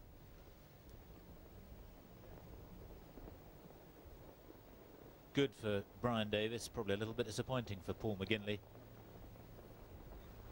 In Poulter's best result on tour so far, he seems to be getting better and better. He's going to be in that first re-rank for the school. He'll be getting right up towards the top end. Can't be too long, one would think, before Steve Webster finally wins a title. Very good result for the Austrian, Marcus Breyer.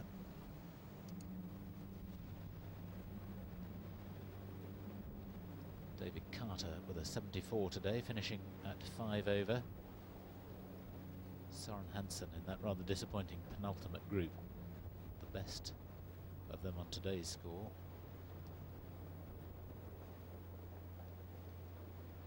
Well, no, actually, no, I lied, sorry. McGinley had a 75, he had a 76 to finish at 5 over.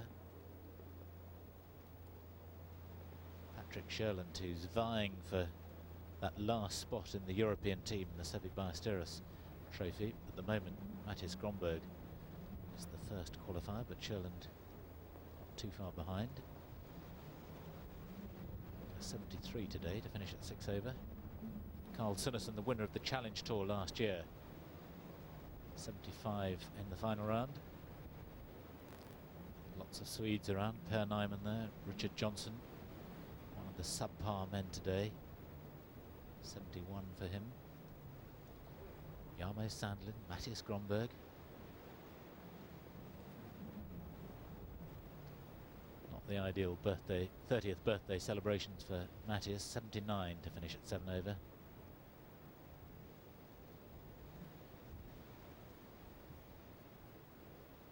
Veterans of the tour, of course, Eamon Darcy at 7 over. Pretty good 73 he had today. Sanderlin incidentally had a 72.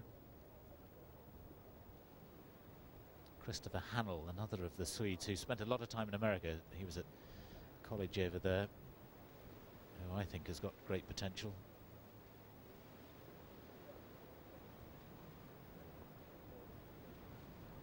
Gary Orr, for a long time over the first couple of rounds, looked as though he was going to continue the Scottish tradition here, falling away into a share of 46th place in the end.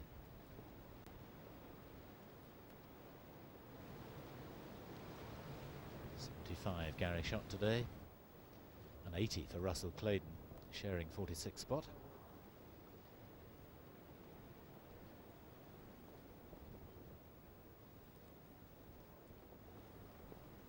So nearly time for the trophy. The winning putt, and that's a moment that he will treasure for a long, long time. I've no doubt that he'll be bagging the photographs and getting those nicely framed on his wall at home to go alongside this.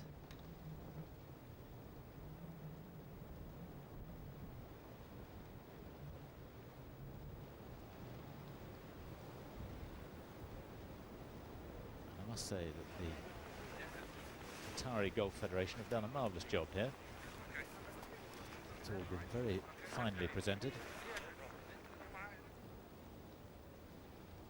I was hearing just the other day that at the moment Qatar doesn't even have a tourist board. It's not something they've been too interested in so far, but I think that's changing now with all the new hotels going up.